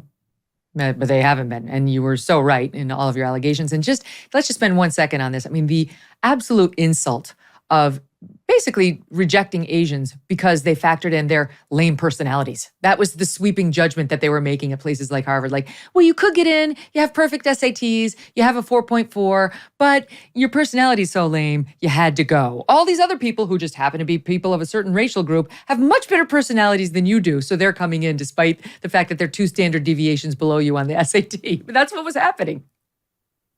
Yeah, and the truth is, the progressives that claim to be anti-racist are actually more racist and more racially conscious than we could ever think of. At the heart of this entire lawsuit was Harvard's mistaken belief that they don't want too many Asians at Harvard. Because if they eliminated race preferences in admissions, the percentage of whites would go up slightly, but the percentage of Asians would go from 20% to 43%. And Harvard did not want the percentage of Asians at their campus to get on 43%. Now we know why Asians would get into Harvard at 43%. It's because they study twice as hard as the average American, twice as many hours as the average American. That's why. It's cultural. I mean, but this is something you're not allowed to say, right? Because what it implies is that it's not cultural for certain other racial groups to apply themselves that much to their academics. But the truth is, it's not. It's not cultural as a rule for any other racial group, for the most part, to spend that many hours studying a day. That's just a truism. And until we actually get our arms around that, those numbers aren't going to change in terms of what the admissions would be if we just went on merit. Right, exactly. Harvard cared more about the what their composition of their student body looked like than they cared about the actual merit of their institution. Now, the problem with that argument is, well, what do we as Americans, what do we believe should be constituent of an elite institution? The answer is it should be the most qualified students, because those are the people that we trust to deliver the resources, the intellectual resources that are going to propel our country forward. So if Harvard continues to claim to be an elite institution, they need to admit the most intellectually elite people. They are compromising that by factors of, like you said, 2 standard deviations or more on the SAT, 273 points higher Asians had to get on the SAT to have the same chance of admission as a Black person. That's inexcusable from the perspective of merit. What's crazy is Asians, of course, are a minority in this country as well. And so you would think they'd say, oh, we're 43% minority if it wound up that Asians made up 43% of the Harvard incoming class. But you're the wrong kind of minority. That's what it boils down to. You're the wrong kind. Your past history in the United States of discrimination against you, the current attacks we see against Asians on the street from COVID forward that have made news over and over, none of that matters. It doesn't rate. It doesn't count. Because you're the wrong kind of minority. The same could be said about our Jewish friends, that the trauma against them, it's different, and so it's just so infuriating because it's the same group that wants us to look at them as this inclusive, progressive, loving group, and all of us on the other side are just the haters. Right. And by the way, before somebody says, well, Asians make up 43% of the university, that's too much. Why is the NBA 75% Black? Why is the construction industry 50% Hispanic? Why are restaurant management in New York City, why are they disproportionately Hispanic and Asian? Is it because of racism? Is it because of racism for these certain preferred groups? No, it's because every cultural group or every group, whatever you want to call it, prioritizes different things in life. That's what America is about. That's what true diversity is about. True diversity is when Americans are allowed to pursue whatever talents that their family, their group decides, prioritizes, and be rewarded on the basis of what they produce. Asians produce great intellectual output because they study really hard. But Asians, for example, are not very politically represented. That's because Asians have not prioritized political representation. That is, of course, hurting them right now as Biden produces an agenda that is explicitly anti-Asian. Their equity, his Build Back Better equity rationale, completely ignores the plight of Asians. They only care about quote unquote underrepresented minorities, which does not include Asian Americans. I'm reminding our audience, it's called School of Woke. It's out tomorrow. You've got to help support Kenny by buying School of Woke. And you can figure out how this happened to us, the complete capture of the university system. So the big question, of course, in the wake of your victory is, what are they going to do? There's no way these universities are actually going to comply. Like, they'll have to do it to the letter, but they already said, and I know the Chief Justice says, well, I'm not looking to make this an end around our ruling, but we already believe that you can write an essay about how you overcame discrimination because of your race. That's if it went to like your character, you can write about it and they can consider it, but you can't just let somebody in because he checked the box that he's of a certain race. I don't know. That leads me to believe every single person of color is going to be writing all about their racist past that they were subjected to and do an end around the ruling, notwithstanding what the chief wrote. Well, K-12 schools get their memo from universities. So if universities say we prioritize victimhood ideology, then K-12 schools are going to incentivize their minority, particularly their Black students, to cater to victimhood ideology. But as I argue in School of Woke, this is the wrong way to teach American history. This is the wrong way to teach Black kids how to succeed. Instead, why don't we talk about the cultural values that make all groups in America successful? 1, 2-parent family households, right? 75% of Black children are born out of wedlock. That is a big issue in these communities. 2, high crime. You cannot learn when you have high crime in places like Baltimore and New York, and when teachers are worried more about becoming custodians than they are worried about actually helping people to learn. And then 3, ending victimhood ideology in the curricula. Florida's curricula right now in African American history is under attack because it said that slaves had benefited from certain skills. Nowhere does it say that slavery was a good institution. In fact, it repeatedly denigrates that institution. But it is true. Slaves learned skills. Why can't we talk about things from an objective basis instead of an emotional basis? And that is unfortunately the things that are being fed to minority children that lead them to pursue victimhood rather than achievement, that eventually lead to this racial disparity in achievement that we have, as I argue in School of Woke. I have a friend, she and her family are very successful, and they have some kids, and their daughter is now in high school. And so they brought in one of those education consultants who will tell you how to get your kid into Harvard or, one of those schools. And the mother was very dejected after this person left because all this person did was try to flesh out the trauma that had been in this daughter's life. Like, maybe this happened to you. What was there? Could we cite a sexual assault? What could there have been? Because she's well off and she's white and the parents have advantages.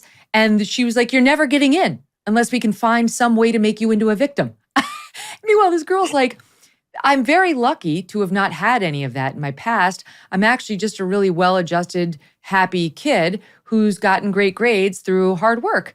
Will that get me in anywhere? And the answer was basically no, Kenny. I mean, like, that's what kind of future leaders are we creating if the person who happened to be so lucky as just to have a really happy, healthy, well childhood is booted because of that? Right, because it's not sexy to talk about hard work. It's not sexy to talk about merit. The left now wants to eliminate standardized test scores in admissions because they claim that, well, it underprivileges Black children. So what are they going to replace it with? How are you going to judge people? Based on their quote unquote story? But of course, what we know is that the left only wants a certain kind of story. They want the victimhood story. What about the story of hard work? You know, I took a job when I was 16 years old, Megyn. And my first job was working at a Jersey Mike's. And that was eventually what I wrote my essay on. It wasn't sexy. It wasn't super exciting, but it was something I took great pride in because I actually was part of a team and I learned core skills and I didn't have to brag about my victimhood. And I actually made some money. For me, that was a big deal growing up in a middle-class family. So those are the stories that the left does not care about. They would prefer if you talked about how oppressed you are by society. So all of the incentives that we have in our country right now are towards victimhood, especially among children, not towards working hard and being meritorious. Why does the Asian work ethic make them so uncomfortable? Because I feel like one of the pieces of it is that it spans the socioeconomic landscape.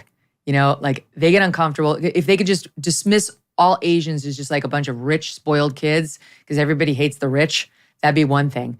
But the truth is it's across socioeconomic divide. And I feel like that's what makes them have to just deny that it's happening. They can't talk about the cultural commitment to excellence. I can debunk that with one statistic. New York City's low-income Asians have higher SAT scores than the high-income Blacks and the high-income whites, okay? It's not just about money and privilege. It is about culture, hard work, study. And this is the inconvenient minority to the left because the left prefers to believe that if you're a minority, you're a victim of oppression. But what do they do with Asian Americans? Asian Americans are a victim of America's historic discrimination, and they certainly don't come here with social status or parent-family connections, but they are able within one generation to have higher bachelor's degree attainment and higher incomes household-wise than even white people. That is a big, you know what that shows? That shows meritocracy. That shows that America fundamentally rewards people regardless of their color, but fundamentally rewards them on their hard work and character. That is anathema to the left. So to me, I just feel like there's no hope for these universities. You know, you just have to choose one like Hillsdale or Liberty, or someone was singing the praises of Clemson on the show recently, something in the South, you know, where people are just like, I'm not doing this. But you obviously think something can be done because you were behind this lawsuit and you've already changed the law. But how do we actually make them comply with the Supreme Court ruling? And how do we regain what has been captured by these ideologues who wish to foist their identity politics on all of us? I would prefer not to use the word comply. I would prefer to use the word inspire. What we can do if you're an ordinary parent is have a dinner time conversation, which I argue in my book, School of Woke. Have a dinner time conversation with your little Johnny, with your kid. Tell them, I value my Black friend as a friend, not because he's Black. It doesn't matter what color of skin you are. You know, you should value somebody as a human. I think that's the start. Now, one thing I talk about in my new book is how school boards have been captured. School boards have been captured because we never ran effective challengers. So what happened was most school boards in this country, they don't even have elections because the woke school board will appoint their woke friend to become the next school board member.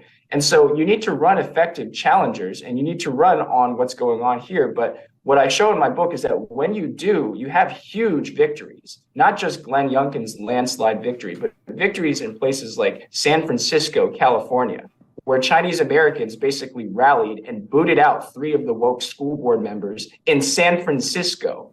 You know, this shows education is a winning issue. People care. People blame the Democrats because the Democrats are to blame because the racial achievement gap hasn't closed over the past 40 years, and they're willing to consider new solutions. And I think that that's what we have to run on. It's, of course, going in another direction in too many instances. Just today in the news, there's a report that universities around the country, this is from our friends at the Daily Wire, this summer are hosting critical whiteness studies courses, critical whiteness studies, where students will learn about whiteness as an ideology of supremacy and domination in school after school after school. Here's just one example. University of San Francisco School of Education course is Whiteness, Power, and Privilege, where they will explore racialization and racism through the lens of critical whiteness studies. It will also offer an examination of whiteness as the driving force behind oppression. Now, if you were to ever offer a course like this that looked negatively as a sweeping characteristic of Blackness, it would be the lead story in every newscast for months. But it's fine in today's day and age, and it's, as we discussed, not just whites, it's Asians too, that to do this to the different racial groups, depending on whether they're considered powerful or not. Yeah. When whiteness is associated with quote unquote objectivity and timeliness, maybe people should be more white or more whiteness. Now, of course, that's not what I argue, but if you buy the critical race theorists, maybe that's what should happen according to the critical race theory framework. I'll tell you something that happened in California. They basically said the Gavert School of Education in University of California, Santa Barbara, argued to their own students that teaching English was a form of white supremacy. So you know what these education school graduates do? They go to their school systems, they go become superintendents, and then they tell the Hispanic kids, stop learning English. And if you check off, if you're an illegal immigrant mother, you say born in Mexico to your kid is automatically put in an ESL system in which he will never learn English in this country and therefore never fully assimilate to American culture and never achieve the status that you wanted your kid to achieve. This is progressivism at its nadir. This is progressivism hurting minority kids in the name of anti-racism. And if you care at all about minority education, which I'm sure most of us do, you would stand against this with your foot in your mouth. Wow. Oh my gosh. These are just some of the stories that you'll learn about if you read School of Woke by Kenny Xu, spelled X-U. The latest polls show the cynicism that's taken over America when it comes to this kind of college and university education. Their confidence in it is down sharply. According to Gallup, this came out just earlier this month, the article citing a poll they had done over 3 weeks in June. For the first time, Americans' confidence in higher education has fallen to a new low, 36%, sharply lower than in two prior readings, okay? 36% is the new low of the American public's confidence in higher education. It was 57% believed in it as recently as 2015. In 2018, the confidence in it had fallen to 48%, but now it's down to 36%, almost entirely driven by Republicans and independents who do not believe in higher education nearly at all now. Republicans, only 19% say they have confidence in higher education. Independents, only 32%. Who does have confidence in it? Democrats, 59%. They have confidence in higher education because they own it. But what does this mean for our future? Well, I believe the Americans. So what I mean by that is Americans are less confident about higher education because higher education has given us less to be confident about. You know, what is the cost of higher education now? You know, tens of thousands of dollars a year that you're shelling out for what benefit? Are your kids learning real skills? Are they coming out confident about pursuing the American dream in this country and making money and providing for their family? No, they're not. They're coming out more depressed than ever. And the parents, the grandparents are seeing this. So that's what's happening in this country. That's why higher education, faith in higher education is down so much. Now, I will say, if you asked Americans, there was a poll last year that asked Americans whether they agreed with the agenda of limiting sexual education to kids before 5th grade, not teaching that one class of race is more privileged or oppressed than another. Basically, you know, the Ron DeSantis colorblind history curriculum agenda. And I'll tell you, 1/3 of Democrats supported that. They supported that statement. 1/3 of them. That's a lot of Democrats supporting that statement. So this is a unifying agenda If you run behind ending the sexualization of kids and ending the racial division going on in the schools, you can win. What do you make of now there's a new push to, in the wake of the ruling on Harvard and UNC that you were a part of, to ban legacy admissions at places like Harvard? Because I mean, I actually like this because I do think it's kind of bullshit, right? How like if your parents went to Harvard, you've got a much better chance of going to Harvard because they want your parents' money, really. And that, I mean, like if there's anything people should be complaining about, to me, that one makes sense. I'm very supportive of ending legacy admissions. I've always been supportive of legacy admissions. In fact, the reason why we know that Harvard is full of crap and why they're so disingenuous is because they never even considered ending legacy admissions as part of their whole DEI complex. Instead, they would prefer to discriminate against well-qualified Asian non-legacies who got in because of merit rather than end legacy admissions. So this shows that Harvard is full of crap. I would highly suggest right now in the wake of the affirmative action decision, if I were Harvard's comm officer right now, if I were Harvard's dean of admissions, Dean Fitzsimmons, I would say to him, end legacies or you're fired. You know what the truth is too? I mean, people don't talk about this, but I know because I know a lot of people who are trying to game the system. People pay. They pay. They suddenly, even if they didn't go to Harvard, they make a $3 million donation in the year junior is applying. And they have so much money, they'll game the system by Harvard gets a $3 million, Yale gets a $4 million, Stanford gets a $2 million. But all this money just to hedge their bets to help junior get in. So it's like the kid, you know, like the Asian kid who's just working hard, who, you know, lives in whatever, Chinatown in New York City, does not come from a wealthy background, has no idea how many obstacles he's up against, right? His race is going to be held against him. His socioeconomic status is not going to help him, and nor can he game the system in any of these other ways. He's not a legacy, and he doesn't have millions to get in, so all he can do is hard work, and that will still get you a boot on the head. Oh, but it's because of your personality.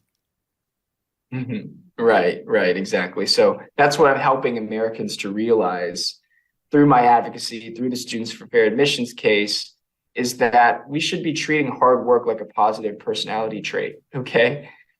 Think about it, you know, what does it take to study 13 hours a week, okay? What does it take to study 20 hours a week? Delayed gratification. That's what it takes. It takes sacrificing your social status, sacrificing your popularity, sacrificing your dating life, probably, you know, being looked upon as a loser in high school for some extent of time. But you know what you want. Like, couldn't we reward that kind of determination in America? Isn't that what America is about? Everybody makes choices. Everybody makes sacrifices. When you get married, you make a sacrifice because you believe in the goal. And if the goal is higher education, if the goal is opportunity for your family, those are the sacrifices that Asian Americans are disproportionately willing to make, and they should be rewarded for it. You point out in the book, you actually go through some studies on like the study habits of different groups. And you point out in American high schools, Asian students in Chinatown, for example, study an average of 110 minutes a day. White children study an average of 55 minutes a day. Black children study an average of 35 minutes a day. Now, I suppose these progressives are going to tell us the reason Black kids study 35 minutes is white supremacy. I don't know. You tell me, Kenny, like if they put you in charge of addressing this, what would you do? Well, this is the part where I disagree with a lot of reactionary conservatives who just want a laissez-faire system in which the status quo is allowed to stand. I don't support, you know, white children just getting ahead because, you know, their daddy has money, their family has money. I support a system fundamentally built on merit. That is what I advocate for. If you believe in this, go buy School of Woke. And by the way, I'm on a book tour as well. Schoolofwoke.com is where you can find me and hire me to speak to your group. Schoolofwoke.com. Awesome. It's all about the other thing, critical theory. Obviously, if we want to help Black kids who are struggling in school, one of the number one things is school choice. I mean, it's just one of the number one ways of doing it. And who's standing in the way of that? The unions, the progressives, the Democrats. I mean, that's just a fact. And we've had economist after economist and education expert after education expert come on the show and explain it. Kenny, this is a great insight into how this whole system has been working, or in other words, not working. Thank you for writing School of Woke. Thank you. All the best. Available right now for pre-order. And thanks to all of you for joining me today. Tomorrow, guess who's coming on the show? An old pal of mine, Dennis Quaid. He is a great guy. You know, he's starring in the new movie Reagan that's coming out in the not too distant future, but he's on to talk about a different special project. And he always goes there. Unlike most of these people in Hollywood, he's not afraid to talk about, to go to the place that hurts. So we'll do that together tomorrow, and we will have a full rundown for you on what happened today with Devin Archer. I want to tell you that if you have feedback on my interview with Governor Ron DeSantis, email me, Megyn at MEGYNKELLY.com. Love to hear from you. I'll see you tomorrow. Hey everyone, I'm Megyn Kelly. Welcome to the Megyn Kelly Show. Breaking news today as former President Donald Trump announces he has received a target letter from special counsel Jack Smith, and he expects to be arrested and indicted again in the coming days. We do not yet know what the specific charges might be or when exactly they will be handed down, but Mr. Trump says they are in connection with the criminal investigation into the events leading up to the storming of the Capitol on January 6th. This will be Trump's third indictment in just over 3 months. It's never before happened in U.S. history, and now it's happening 3 times in just over 3 months, where the former president of the United States is being indicted, the leading candidate for the Republican nomination is being indicted, and there may yet be a fourth. There is a Georgia grand jury that may be indicting him sometime, before September. Joining me now to discuss it, 2 attorneys who are steeped in the cases against Donald Trump. Mike Davis is the founder and president of the Article 3 Project, which defends constitutionalist judges and the rule of law. Also with us, Dave Ehrenberg. He's the state attorney for Palm Beach County, Florida, where Mar-a-Lago is based, and is somebody very used to bringing indictments. Hey, subscribe to the show on YouTube and follow me on Facebook, Instagram, and Twitter. Look, you did the tough thing during COVID. You paid your people and pulled your business through the pandemic. And now doing the tough thing could qualify you for up to $26,000 per employee at covidtaxrelief.org. Government funds are available to reward companies with 2 or more employees who stayed open during COVID. This is not a loan, and you don't have to pay it back. The program's complicated, but no one knows more about it than the CPAs and tax experts at covidtaxrelief.org. You pay nothing up front, they do all the work, and then share a percentage of the cash they get for you.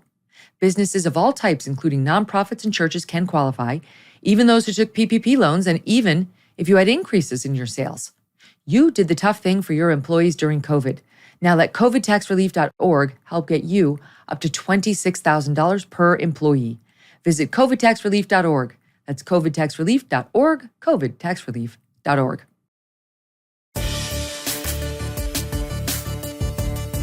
Guys, thank you both so much for being here. So President Trump released a statement that reads in part, wow, on Sunday night, while I was with my family, having just arrived from the Turning Point event in Florida, where I won the straw poll against everyone else by 85.7%, blah, blah, blah, I received horrifying news for our country by my attorneys. Deranged Jack Smith, the prosecutor with Joe Biden's DOJ, sent a letter.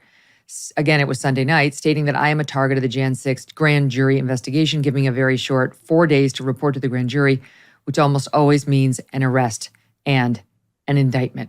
So let me start with you on that, Dave. As a prosecutor, he's correct, is he not? That getting this kind of a letter from the DOJ means he's about to get arrested and indicted. Yes, Megan, good to be back with you. He is correct. He is going to be indicted. It's just a question of when, and it's going to happen sooner than later. He's being invited to testify before the grand jury, but no one believes he's actually going to do that. In fact, prosecutors don't expect him to do that. It's just a courtesy you give to a defendant who's a target, who's going to be indicted. And you hope that he comes and testifies, because that's usually goes poorly for the future defendant. But he's not going to show up there because he's not going to get immunity.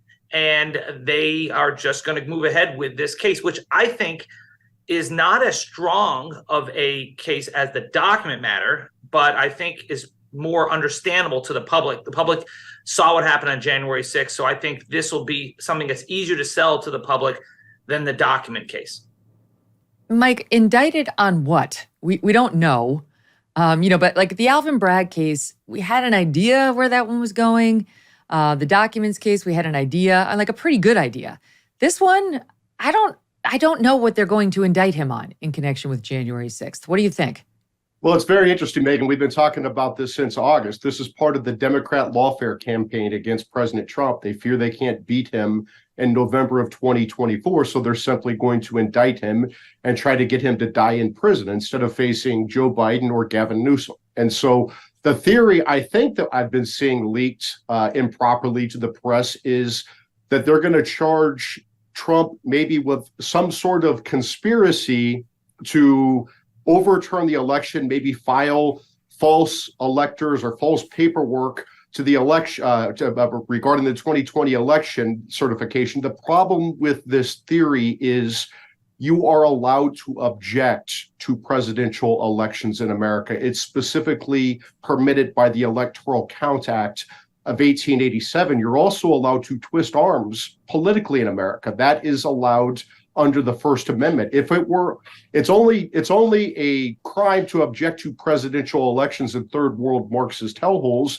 And if it's a crime to object to a presidential election, Democrats would be in prison for objecting to Republican wins in 1968, 2000, 2004, and 2016. What Garland and Smith seem to be doing is trying to lump everyone together on January 6th, a protest, a lawful protest from the National Park Service that got out of control and turned into a riot, and somehow put all that together into this legal soup and come up with this bogus legal theory that Jack Smith he's good at this. He's good at coming up with bogus legal theories against Republican presidential contenders that later get overturned unanimously by the Supreme Court. That's his specialty. What a specialty. Dave, I understand as a lawyer a possible charge of inciting a riot, which is one of the things that they've discussed. I don't think that's going anywhere because Trump's speech that day specifically said, be peaceful. And it wasn't, I think they're going to have a very difficult time getting past his First Amendment rights in trying to turn that speech into a crime. So I don't think that's what's going to come. If you read more left-leaning websites by lawyers who wanted to see this happen, this is what I've come up with in trying to understand what we might expect here. That Trump wanted to use false electoral slates to obstruct the Congress's certification of the election. So basically, obstruction of Congress. That is what Andy McCarthy has also predicted this will likely be about. This is some months ago, not today, but that's what he was predicting, obstruction of Congress. 18 U.S.C. Section 1512 prohibits the obstruction of an official proceeding. Could be that. Also linked to it, that he wanted Mike Pence to block certification or to delay the count of the Electoral College. And then that he wanted fraudulent electoral certificates and submitted the same to Congress. He basically, certifications, he didn't want the actual vote that was coming in from the states to be certified because he said that it was fraudulent. And his last resort was triggering an insurrection. Of course, we've heard that from the Dems, to delay the transfer of power. What do you think of those possibilities? Megyn, I don't think he's going to be charged with insurrection, and I don't think he's going to be charged with inciting a riot or inciting an insurrection. I agree with you that the First Amendment is broad and it protects his speech. I do think he's going to be charged with obstruction of an official proceeding and or obstruction of Congress. And I think he'll be charged with conspiracy to defraud the United States. These are crimes that many other rioters from January 6th have been charged with. And you don't have to be there at the Capitol to be charged with those crimes. There's also the possibility of wire fraud if he was involved with the fake elector scheme. And there's the possibility of fraud when it comes to the fundraising that occurred. He raised $250 million supposedly for his legal defense fund, and it was sent to other places. So I think those are the potential charges. Get back something that that I want to differ with my friend Mike about the fake elector scheme. In a couple of the states where they had the fake electors, they actually had disclaimer language on the bottom that says, forgive me, Dave, forgive me. Let me just jump in. Can you just explain for people who aren't following this that closely, what were the fake electors, the so-called fake electors? Sure. The states provide electors to the Congress to be counted. That's what Mike Pence has to open and count. And there are several states where individuals send a false state of electors saying, we are the real electors and here are Arizona's electors. And that was false. That could be considered wire fraud. That could be considered altering an official document as far as a state law. So that's the crime. Now, in a couple of the states, the people who signed on to these as electors said that we are alternate electors in case there's a dispute over the electors. So in that case, that's not a crime. In fact, Jack Smith will not prosecute in those states because that disclaimer language protects you. But in the majority of the states that provided this language, they didn't say we're alternate electors. They said we are the real electors. And that's a fraud. And that's something you can't do. And I think that's going to be prosecuted.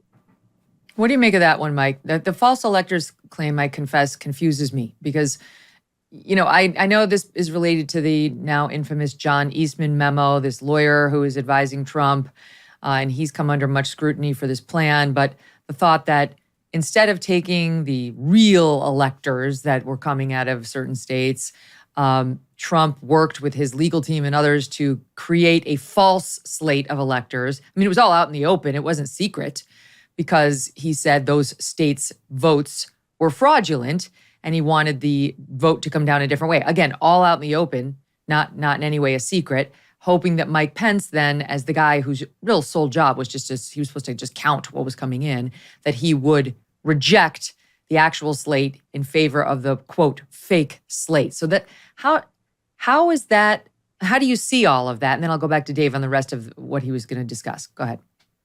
I see this as a bogus legal theory to try to criminalize the political process. And that's what Jack Smith has a track record of doing. He did this with Virginia Governor Bob McDonnell when Bob McDonnell was a likely Republican presidential contender in 2016.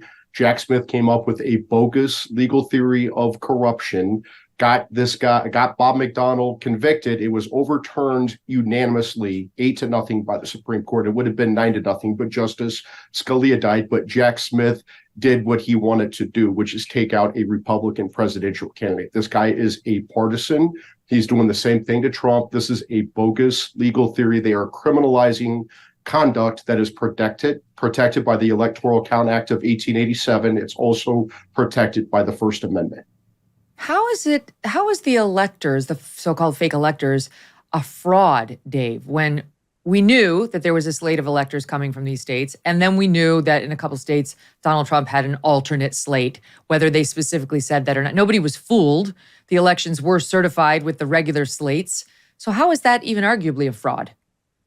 Well, if you say that we're an alternate slate of electors in case that the actual electors are not counted, that's not a fraud. But if you say we're the real electors, that's a fraud. And when Mike Pence is there to count, the whole plan was that Mike Pence would have these fake electors and say, you know what, we're going to send this back to the state, or we're going to count the fake electors. But this was part of the whole plan with John Eastman and Jeffrey Clark and all the folks on the inside to try to delay or obstruct the counting of the votes, to send it back to the states when they didn't have any legitimate reason to do so. There was no articulable fraud in the election to warrant the rejection of the actual electors. Now, here's the thing. I think the reason why they can get Trump on obstruction of an official proceeding is because if he went along with the plan to send up fake electors or to send rioters to shut down the count, any of that stuff can get you obstruction of an official proceeding. Just the planning of it gets you. You don't have to be at the Capitol that day. It's a broad statute that's been used successfully already hundreds of times against the rioters. So I think that's where they're going to get him. It's not on seditious conspiracy, Megyn. That's another thing I want to differentiate. Seditious conspiracy means you have to have an agreement between two or more people to use violence to shut down the count. I don't think you can connect Trump directly to the violence, so I don't think that's going to be charged. But you don't need violence to charge someone with obstruction of an official proceeding or a conspiracy to defraud the United States. But okay, so putting the fake electors thing to the side, which I don't know, this seems like a stretch to me. It was all open and notorious. Nobody was trying to pull the wool over anybody's eyes.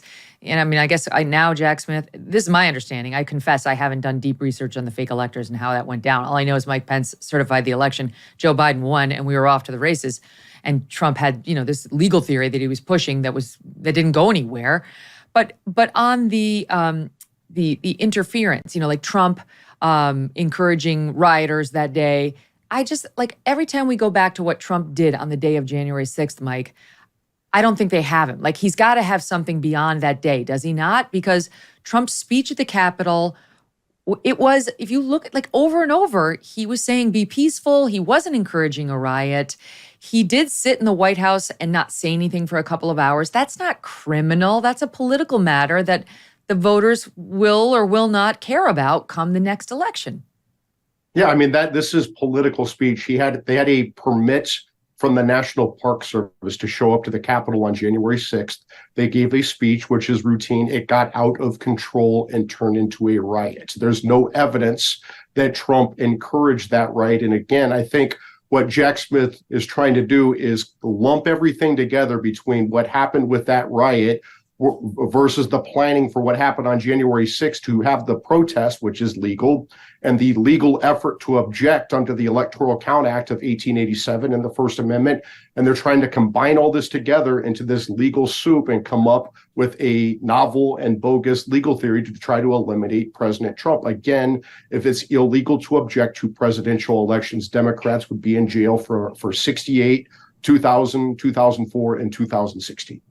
Mm-hmm. Right. Well, Stacey Abrams would be behind bars right now with Hillary Clinton. This seems to me like the Democrats' holy grail, Mike. I mean, this is the one they really wanted. They'll settle for the documents case. They'll settle for Stormy Daniels and the payments not being properly recorded in Alvin Bragg's New York prosecution. But this is the one they really want. And it does make me wonder, because Jack Smith, though he certainly seems like a political animal, and he's got to understand how absurd this seems to most of us who aren't, political hacks. That just how many indictments can you slap the former president of the United States with, especially you, Jack Smith, working for the man, essentially, who's his chief political rival, Joe Biden.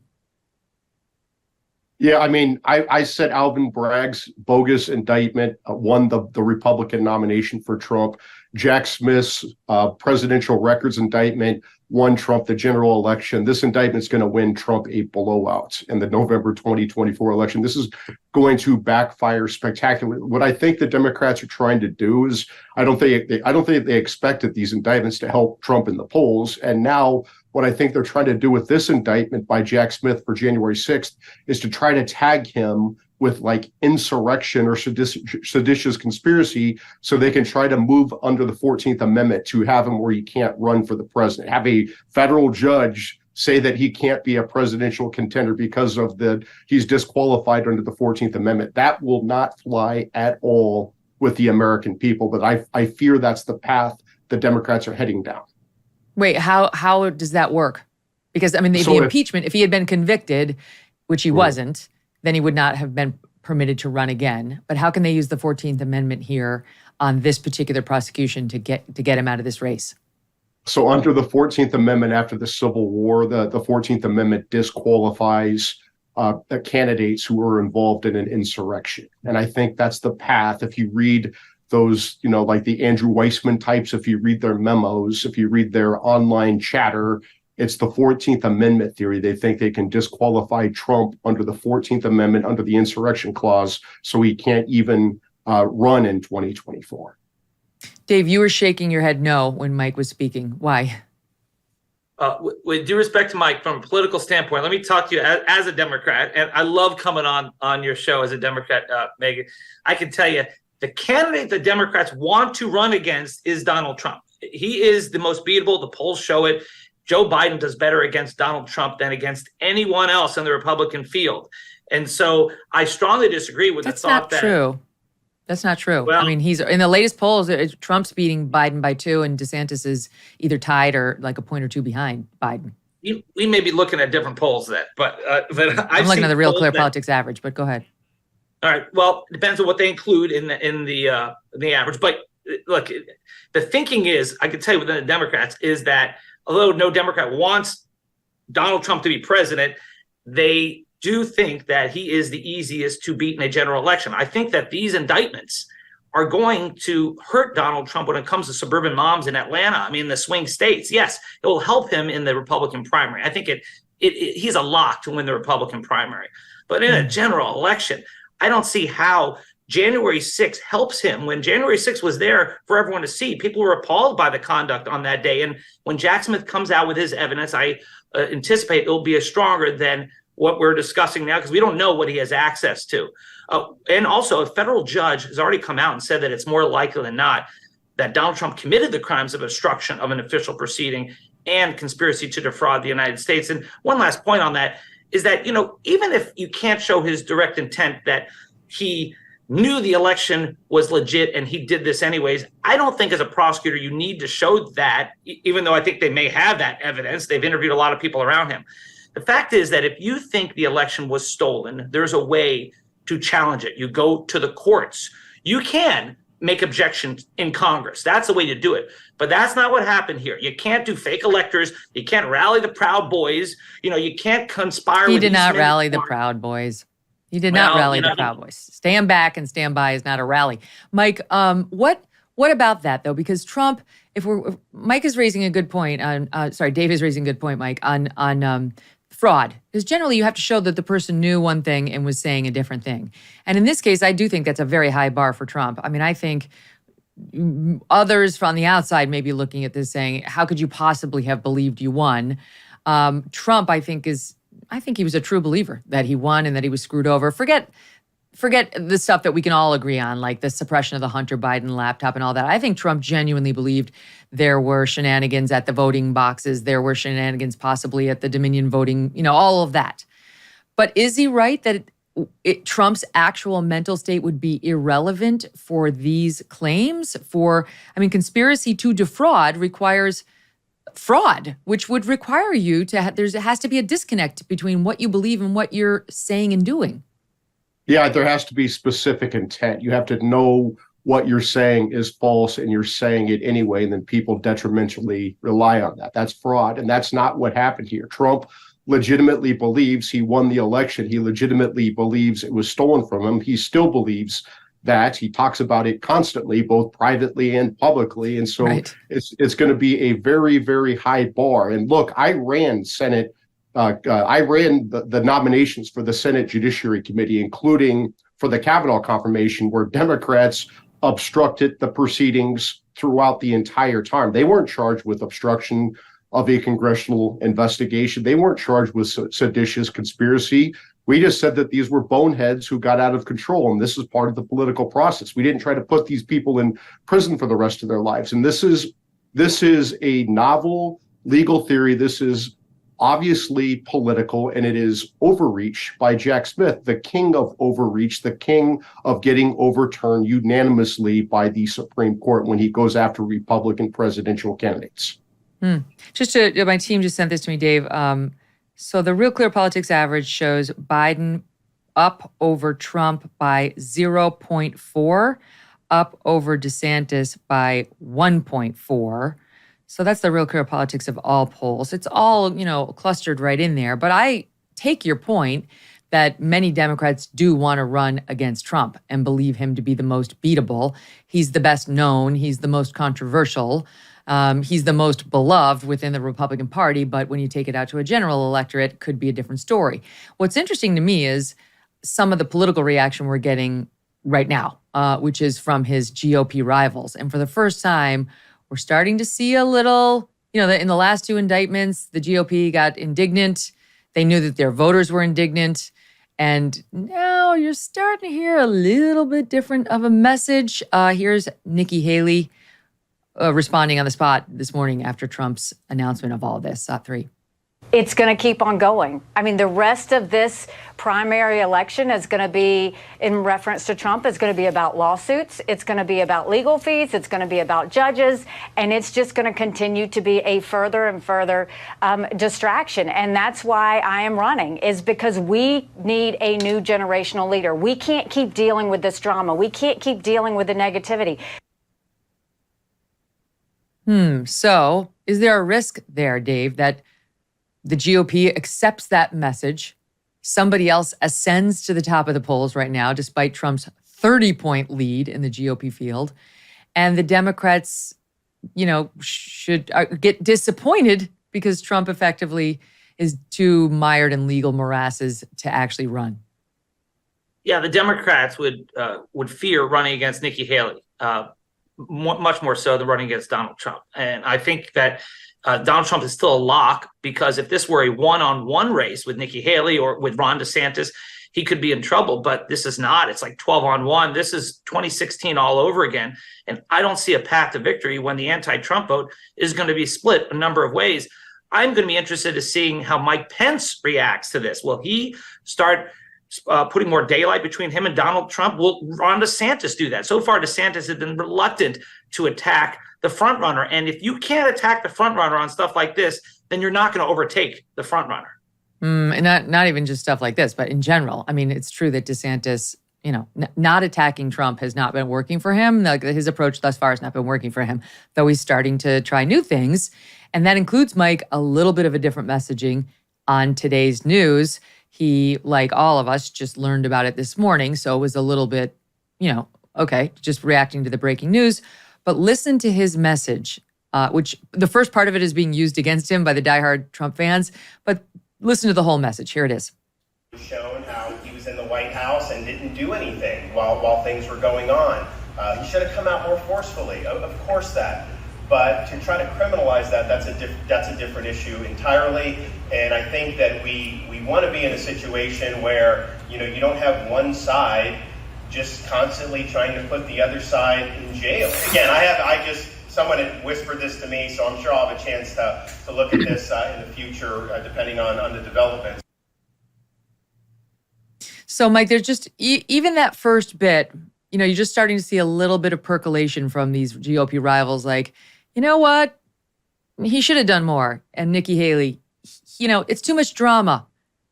He's full of drama, like just bit by bit. I say, okay, that's fine. They should fight. They want the job he wants, but he's 30 points ahead. I mean, consistently in poll after poll after poll. And if you go down to the state level, it's almost as bad. Yeah, I would say about Ron DeSantis, I think he's been America's best governor. He's been one of the most underwhelming Republican presidential candidates I've ever seen. And so maybe he should just stick to being the governor until 2028 and get out of this race so he doesn't embarrass himself any more than he's already done. I think what the Democrats and a lot of DC Republicans have done with this lawfare against Trump is they've done the impossible. They have made Donald Trump sympathetic. And if you talk to real Americans and real America, like my friends and family back in Iowa, they resent this. They resent the fact that the elite think that they get to decide the presidential election instead of the American people. And that's why this is backfiring. This is why President Trump's poll numbers are skyrocketing and will continue to skyrocket. The other thing I want to ask you about before we wrap it up is there's news in a couple of the other cases. So in particular, in the documents case that's pending in South Florida, where you are, Dave, they are now, both sides now are going in for a procedural hearing today at 2, and they want to push the trial date past the summer, which of course, that's definitely going to happen. Trump wants to put it into a point past the 2024 election. The prosecution wants it to be mid-December. Now, the closer we get to the actual election of November 2024, the less likely any judge, never mind the Trump-appointed judge who's right now overseeing things like discovery and dates, is going to want to actually schedule this thing. They're going to be very reluctant to put this, let's put it in October of 2024, right? So Trump's team's trying to get it after November 2024, and the prosecution wants it well before November 2024, like this December, What do you think the judge down there is likely to do? Because this is actually very important. I mean, if Trump can postpone this Mar-a-Lago documents thing till after the election, he could win and pardon himself potentially. He could just have any Republican could win and pardon him. Now, if he loses or if Joe Biden gets reelected, all bets are off. That's not great for him. But at least he's got another lifeline available to him if he could postpone this thing. So what do you think is likely to happen? Right. Although, Megyn, it's unclear whether a president can pardon himself. He can clearly order his Department of Justice to drop it all. And that's what would happen if this doesn't get tried. I think today Judge Cannon is going to deny Trump's request to have an indefinite postponement. That's a bridge too far. The Speedy Trial Act doesn't allow you just to say indefinite postponement. You got to come up with a specific date. It's got to be in consultation with not just the defense, but prosecutors. But I think that a December trial is also a bit expedited. I think that'll be too fast. So I think this will get set perhaps in December, but eventually it will get pushed back little by little by little. And I've used this analogy, for Judge Cannon to make a ruling that is best for Donald Trump. She doesn't have to hammer the Department of Justice with an indefinite postponement. She just has to keep postponing it little by little, and it'll be a death by 1,000 paper cuts, because it is in Trump's interest to postpone this as long as possible, because I do think this is the strongest case. I think this is a stronger case based on the evidence than the January 6th case that is yet to come. I think you're right about that. I agree with everything you just said. And let's face it, anybody who's ever tried a case knows that that's how it normally goes. You get a delay, you get another delay, you get another delay. You don't just get like the one big sweeping delay of 2 years. It's like, just like you say, death by 1,000 paper cuts, which would be good for Trump. Also news that there's a possibility that the political reporting as follows: all signs point to Trump's trial being held at the federal courthouse in Fort Pierce, a city of fewer than 50,000 residents on the east coast of Florida. Judge Cannon does not appear to have explicitly declared that yet, but holding the trial there could minimize disruption at the other main federal courthouse in South Florida. It also would likely mean a jury drawn from 5 relatively pro-Trump counties. That's all good for Trump. That the case, I agree with you, Dave, that the case in Florida is strong on the papers, forget the politics of it, against Donald Trump, but the jury pool is much better for him down there. But Mike, in New York, that Alvin Bragg case is supposed to go to trial in March. I think that one too will get delayed. I think it probably will get delayed past election. Maybe I'm wrong. But that's a very bad jury pool for Trump. And Mike, if he gets indicted on Jan 6th, that's a DC jury, which is a nightmare for any Republican, never mind Donald Trump. Yeah, I mean, this is lawfare. They know that they're going to try to hang him with a criminal conviction somewhere. They're trying to hedge their bets by having it in New York and D.C. and they have to have it in Florida because that's where they found the documents. And so again, this is lawfare. This is lawfare by the Democrats. This is lawfare by Merrick Garland, Jack Smith, Matthew Colangelo, who joined Alvin Bragg's office up in New York from the Biden Justice Department. He was the acting number 3 and then the number 2 to the number 3. This is, why can't the Democrats just let the American people decide the next presidential election? Why are they trying to eliminate a leading presidential candidate with novel, I would say, bogus legal theories that have never been tried before, particularly against a former president of the United States who happens to be the leading presidential contender against their boss? We already had a whole impeachment hearing on Trump's behavior around January 6th. He wasn't convicted. We had a whole January 6th series of hearings on primetime television. They've done their level best to make sure every American knows exactly what happened that day, what Trump did and what he didn't do. Now it's in the hands of the American people.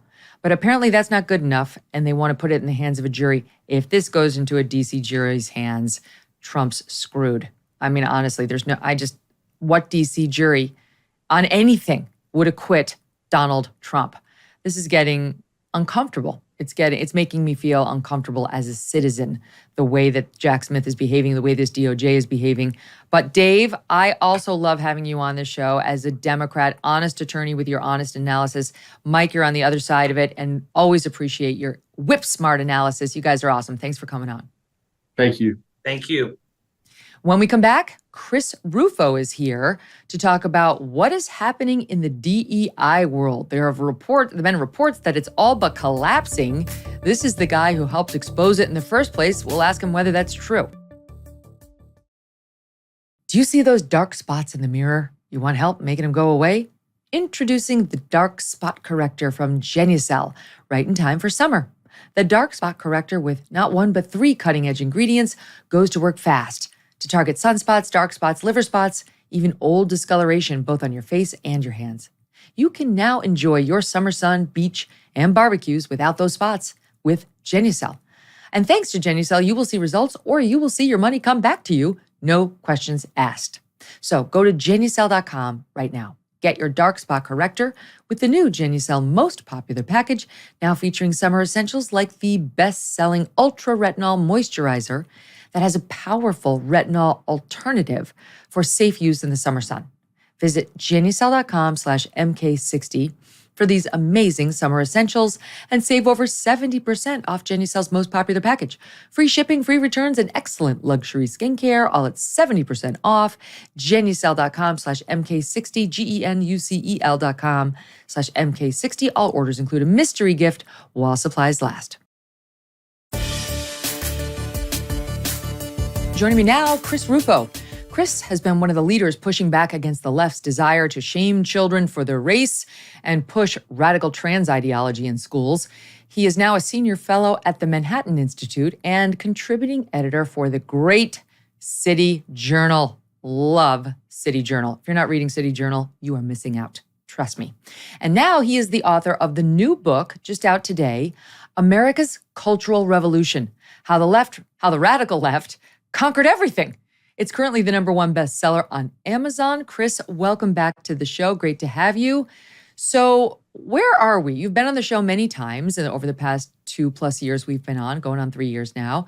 And where are we in terms of the DEI fight? Because a couple months ago, we saw a forum in which Robin DiAngelo and others like her were lamenting that the appetite for their books and their programs has fallen off a cliff, that their message just wasn't resonating the way it used to. Today, our friends over at Morning Wire, which is the Daily Wire's morning news podcast, it's the answer to NPR. I love it.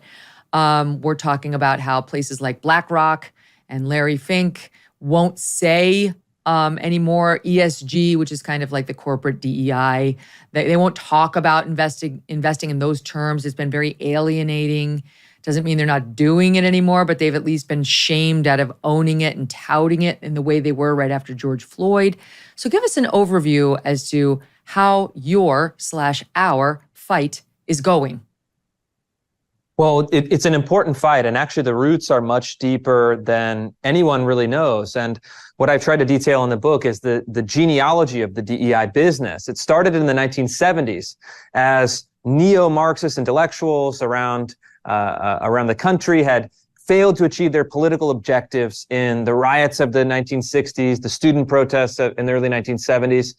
And they wanted to find another way of burrowing into the institutions, including corporations, and then bringing their ideology into those institutions under the guise of racial sensitivity training, which then morphed into diversity and inclusion training and finally reached its full form in the summer of 2020 as DEI, diversity, equity, and inclusion. When these programs were ubiquitous, it was every company, school, church, government agency teaching the catechism of critical race theory. America's systemically racist. White people are inherently privileged and oppressive, and minorities need to be treated unequally as a group, awarded special advantages by the government in order to equalize group outcomes. But as you've described, the energy has shifted dramatically. As the ascendant movement of the DEI, CRT ideologies seem to be overtaking the whole country, now that it's been exposed through my reporting, through guests on your show, through a whole host of other investigations, people are saying, hey, wait a minute. I don't want DEI if what DEI means in practice is racial scapegoating, abolishing the First Amendment protections of free speech, and then subverting all of the basic American principles such as freedom and equality and equal treatment as individuals. And so we have this moment right now where if conservatives and moderates and classical liberals can come together and really make a push for true colorblind equality, I think we have a huge opportunity. Robin DiAngelo, Ibram Kendi, Black Lives Matter have been totally discredited. And now we have to actually make these policy changes. And so what I've done with Governor DeSantis in Florida, with legislators in Texas, is actually help pass legislation to abolish the DEI departments in all of those states' public university systems. We need to take that model and take it everywhere.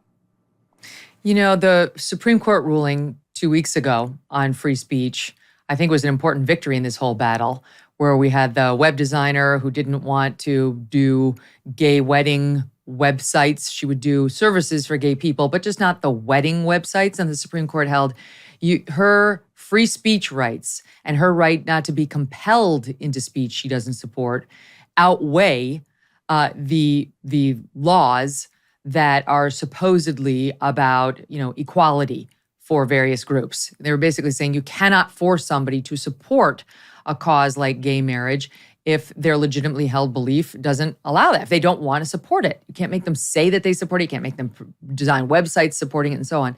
I really think it's got a direct parallel in the work that you're doing. I mean, how many cases have you seen where kids are forced in the classroom to participate in these racialized discussions that they don't want to participate in? And if they try to sit back and just keep their heads down and stay out of it, the teacher says, you must speak up. We need to hear from you.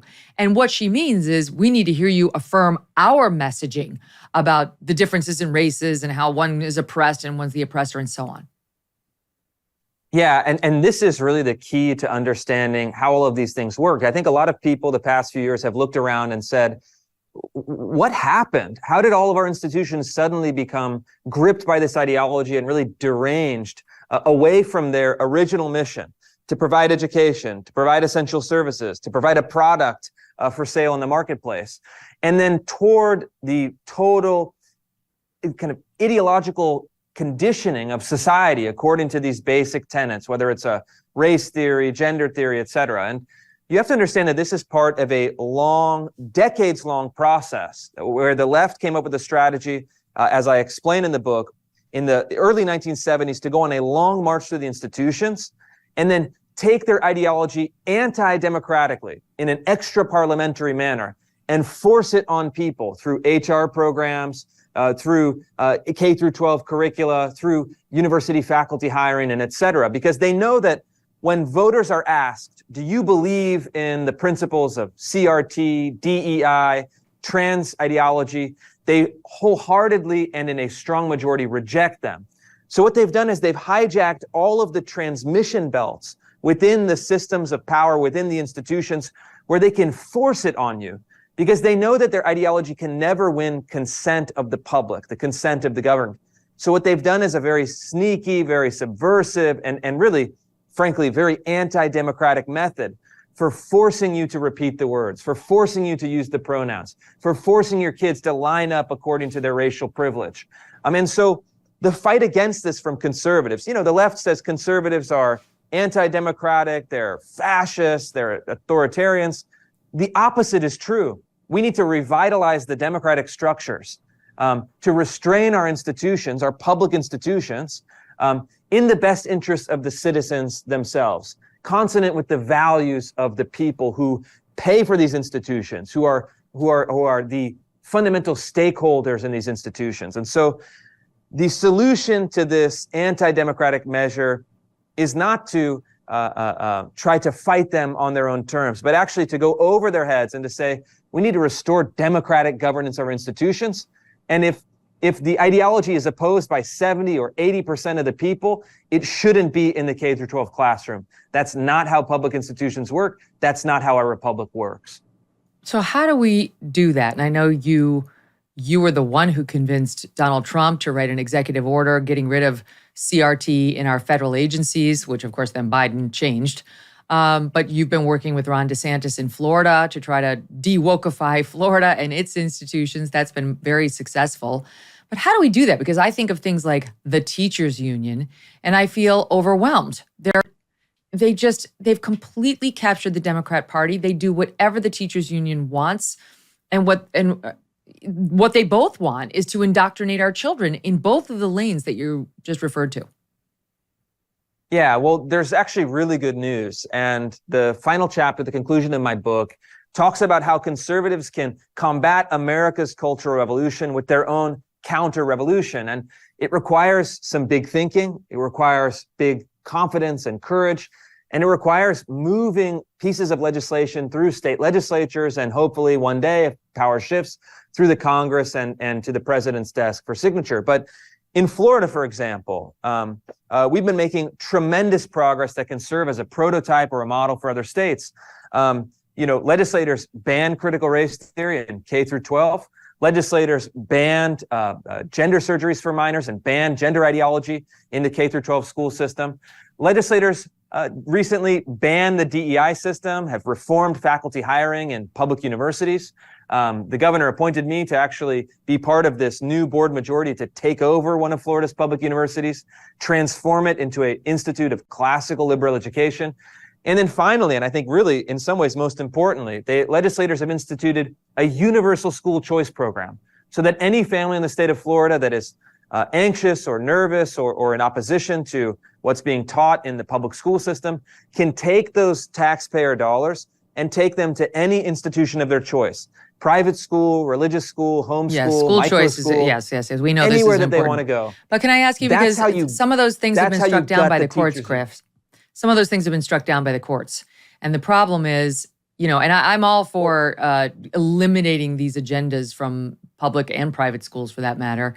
But you got to do it within the bounds of the law, because we can't have an authoritarian government on the right that tries to tell everybody what they can and cannot say any more than we want it on the left telling us what we can and cannot say.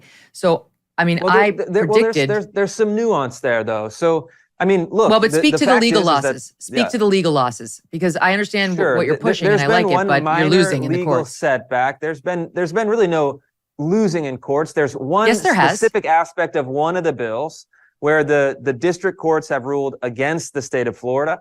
But I think I'm confident, and I talk with the legal team, that will prevail. But that's very specific.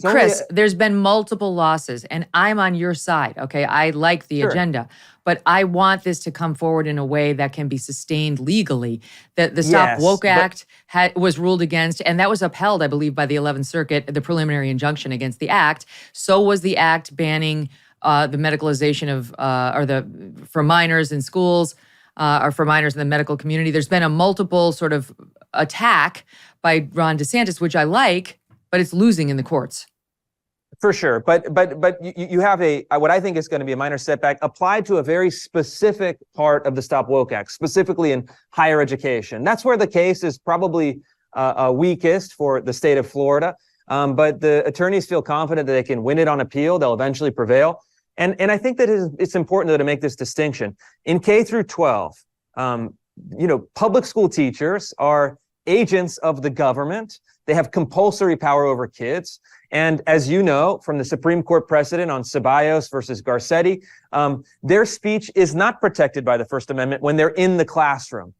So we have an absolute authority as citizens to say to public school teachers with compulsory power over our kids, you can't promote this, you can't promote that, you have to promote this, you have to promote that. We set the curriculum, we set the standards, and we set reasonable restrictions. Those are none of that will be overturned in the courts. There's a specific question related to the universities. I think that's why the other lane that DeSantis has been legislating it, like the stopping this discussion of inappropriate sexual matters, of gender ideology. First, he said K through third grade. Now it's been expanded to high school, but not beyond. That's fine. That hasn't been struck down because of exactly what you're saying, right? It's like free speech rights have always been recognized as somewhat limited in the grade schools and the lower schools, especially if it can be, unless it can be deemed obstructive or somehow obstructive of instruction. So in any event, I think that one's working, and I understand why it's working. I'm looking for something that we can repeat, in state after state, that's going to withstand constitutional scrutiny. And I think that the strongest argument, and look, I'll be straightforward about it. What I've actually proposed, the model legislation that I worked on with Manhattan Institute, was for higher education. There's a slightly, perhaps, although the jurisprudence on this is still up in the air, there's perhaps more latitude for public university professors in their classroom speech. I personally think that that's probably better in legislation in other states to carve out an exemption, to say, hey, look, if you're a university professor, you should have more latitude in the classroom. These are adults. This is an environment that should have more openness of inquiry than, for example, in a kindergarten class. So I would actually recommend, and I think that protecting against lawsuits, it would be very successful, providing an exemption, but really hammering down on the speech of university administrators, not faculty, but actual administrative employees, DEI bureaucrats and others, because there is no question that those fall very much under the Ceballos versus Garcetti precedent. Those are not academics. Those are not professors. They're not engaged in the inquiry process. They're engaged in administering the university. They're bureaucrats, and they're subject to really complete oversight to the public that pays their salaries, that charters their institutions. And so if they wanted to be more careful and cautious, I understand why the DeSantis team and the legislators in Florida said, hey, we're going to push the precedent. We're going to see how far we can get. If we don't get there, we'll go back and we'll amend the legislation. I think that is, in some ways actually quite useful to test the boundaries. But if conservative legislators wanted to be very certain, what they would do is they'd say, hey, look, we can do K through 12, no problem. Regulating the curriculum in K through 12, that's untouchable.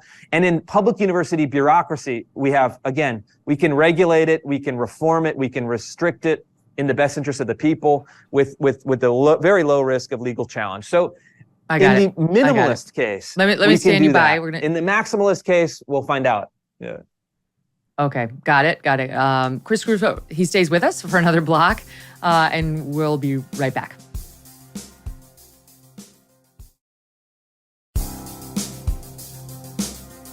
Chris Rufo, author of America's Cultural Revolution, is with me now. And the book really takes you through how he got to the wokeification of America and what the solution is to recapture our institutions such that they can't continue indoctrinating our kids and our colleagues at every step of the way. This is relevant on so many levels, Chris. Virtually every story we do somehow touches on this problem. And today, the story I wanted to ask you about involves our former president. So Barack Obama felt the need to weigh in on the alleged book bans that the left is talking about. And this happened in my own child's class. He goes to a non-woke school by design. We selected it for that reason. But there was this one woke teacher who sneaked in and was there for a while. And he said to my son's class, oh, the right is banning books in schools across America, LGBTQ books, and it's terrifying. And of course, we set our son straight. But this is in a non-woke school. I mean, imagine what the messaging is to kids. And my son was in 7th grade last year. In the regular schools. And now Barack Obama weighs in. He writes a public letter to America's librarians, the hardworking librarians of America, and says it's about book bans, quote unquote. They're not banned. They're kicked out of elementary school, young education centers, but you can get them, sadly, at the public library. You can get them on Amazon if you want to show your kid a little boy giving a blowjob to a man. Sure, you can find that. Go ahead and find that. You could find it in Gender Queer if you want to go to any library, and that's the book that apparently Barack Obama really wants in our young children's classrooms. Here's what he writes. Today, some of the books that shaped my life. Really? Were you a big fan of Gender Queer when you were growing up? And the lives of so many others are being challenged by people who disagree with certain ideas or perspectives. It's no coincidence that these banned books are often written by or feature people of color, indigenous people, and members of the LGBTQ community. What a lie. Look at, he's got it right. We're all racists and transphobes if we don't want books about little boy blowjobs in our children's elementary schools. This is so dishonest. He goes on to link to something involving an organization, Unite Against Book Bans, and that's an organization spearheaded by the American Library Association. Now, Barack Obama, in his letter, speaks to these sweet, dear old librarians I'm sure they have absolutely no political agenda. Here's what he says to them. Librarians, you're on the front lines, fighting every day to make the widest public, sorry, my eyes.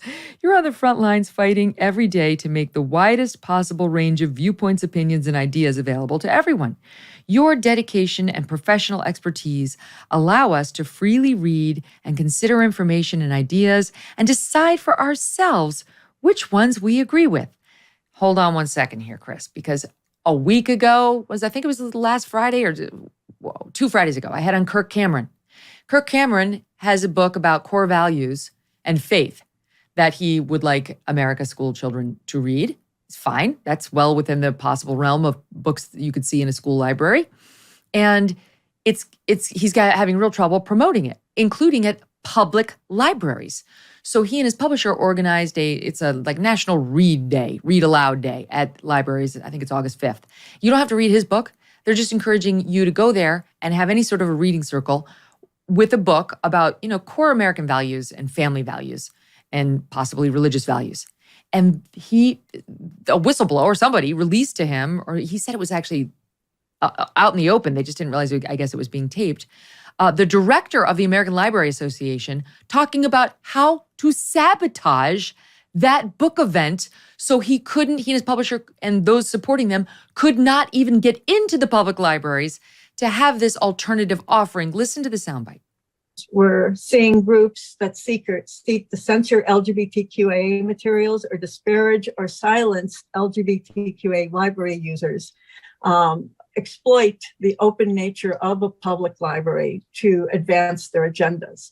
For example, right now, Brave Books and Kirk Cameron are conducting a campaign to take over libraries on August 5th. The First Amendment does not require the library to even offer meeting room spaces. So this, in regard to the Kirk Cameron thing, you are not obligated to offer public meeting room spaces or invite the public in to use the library. You can make a priority for library-sponsored programs. And what if your library decided to offer a whole host of programs in its meeting room on August 5th, making it unavailable for the public? That's another option for you. Great. This is what we're up against. Yeah, that's absolutely right. And the American Library Association, but like so many other professional organizations and societies, have been absolutely hijacked by left-wing activists and ideologues. And you can say right there, she's saying that we're so open, we're so tolerant, but then scheming to subvert the intention of the First Amendment, which requires libraries to offer a viewpoint neutral meeting spaces and other facilities. It doesn't have to have the library's endorsement, but it has to provide it in equal access. And so this is how they do it. It's all underhanded. It's all done with an intention to manipulate and conceal. And it's really ridiculous on its face to say that it is somehow illegitimate for parents and public school administrators and public school boards who are elected in a democratic process are not allowed to restrict pornography in a kindergarten classroom. Flies in the face not just of common sense, also makes you wonder, why are they so intent on putting pornography to the kindergarten classrooms full of other people's kids? But also flies in the real true meaning of the First Amendment, which was designed to protect substantive speech and debate about public issues, not to protect the publicly funded activists from jamming pseudoscience and race scapegoating into your child's curriculum. And so it's so false, it's so phony, and what I found to be the best method of fighting back against this narrative is to be very specific, to show the books, to show the pages, to show the illustrations, and make them not defend this rosy abstraction, but make them defend the specific content that is being pushed on kids. All of a sudden, you get people, even like former President Barack Obama, would be very uncomfortable if you showed him the pornographic material, the material of racial scapegoating, and pin him and say, do you want your kids learning this? Do you want other kids to learn this? Why are you forcing this on families that disagree? That's always a really fun strategy, and I find it quite delightful to watch them squirm. It's absolutely disgusting. I mean, I'm just looking at Genderqueer right here, which is the book that, quote, gets banned. It's not a ban. It's a removal from an inappropriate spot for young children. And it's absolutely, it's filthy. It's filthy. It's got erotic scenes of men having sex, illustrations of minors performing oral sex, a drawing of a man masturbating a young boy's penis, a man masturbating a young boy's penis, shots of blood all over thighs from a period, and like graphic descriptions of all of it. This is disgusting. And it's why Gays Against Groomers, we just had them on the other day, they put out a statement in response to Barack Obama's saying these books are not LGBTQ+. They are pornographic filth being pushed on children using our community as a shield and a scapegoat to do so. Shameful that you have come out in support of them, but we're not surprised. It's just absolutely alarming that somebody like the President of the United States, former, would feel the need to defend this. And I don't know that he didn't do his homework or what. Either way, it's inexcusable. Then you've got the disappointment of Charles Barkley. Charles Barkley is like the one person in America who doesn't seem like a hard lefty who is defending Bud Light. I don't know what came over him. Maybe he hasn't done his research on why everyone is so mad at Bud Light. He thinks, you'll see in this clip, it has to do with we don't support trans people. That's not it, Charles. That's not it.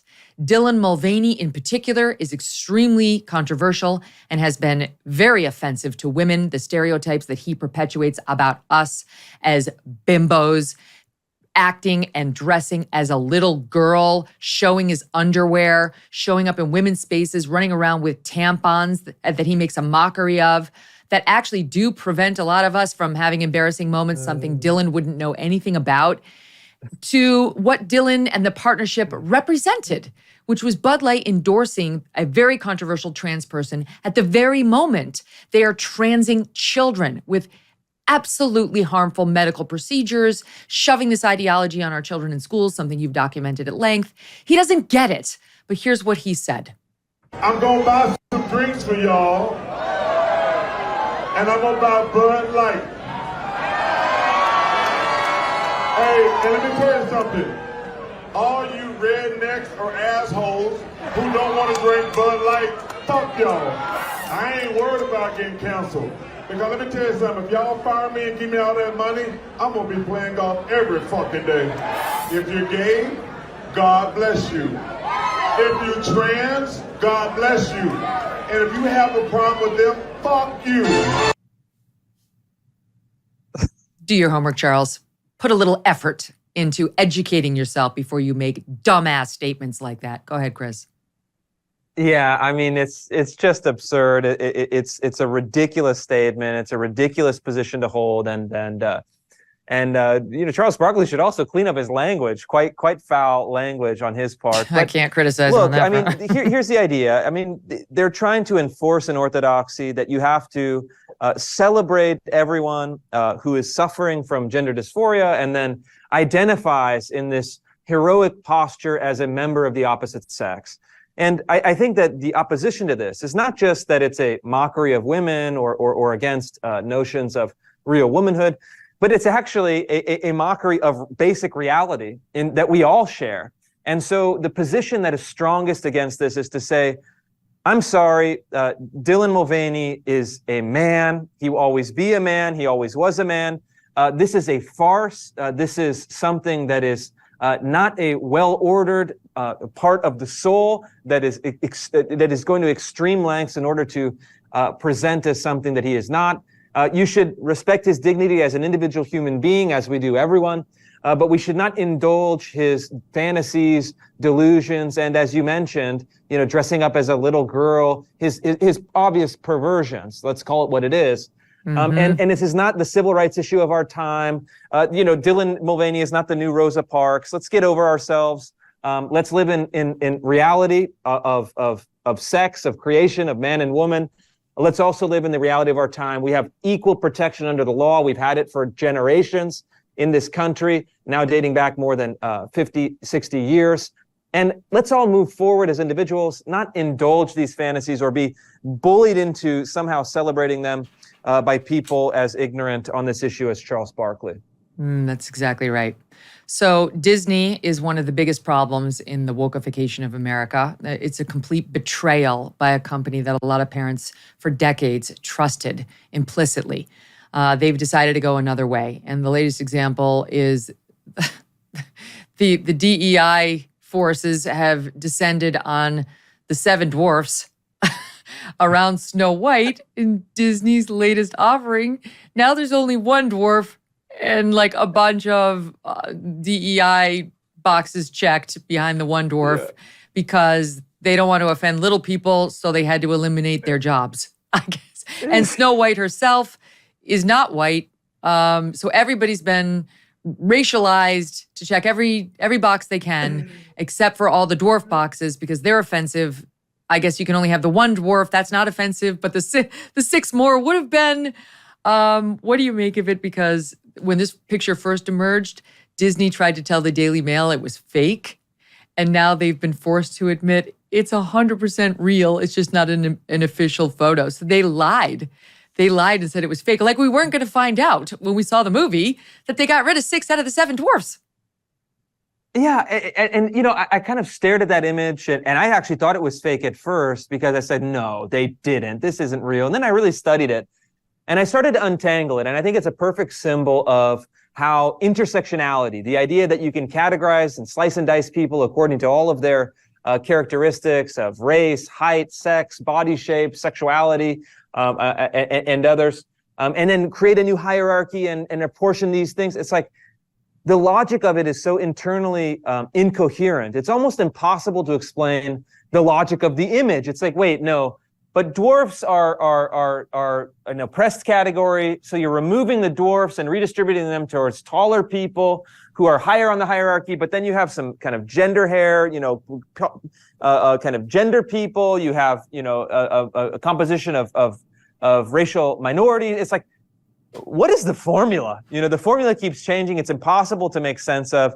And then what it does, it's like, it's distracting from the story. And if you look at a lot of these stories, they're actually rooted in many cases in specific folklore of specific traditions of ethnicities, of ethnic heritage. And so it's like, tell the story as it is to be told, as to not be distracting. Some stories, it doesn't really matter. You can have people interchangeable based on races and perhaps sexuality. But for some stories, I think it really foregrounds the politics in a way that detracts from the narrative and the aesthetic sense of those stories. And so this one is just like a farce. It's like a spoof almost. And I find it, you know, to the point where it's like, come on, guys, really? This is where we're going, you know, with these movies. You're spending tons of money on this, but it's Disney, so they can't resist.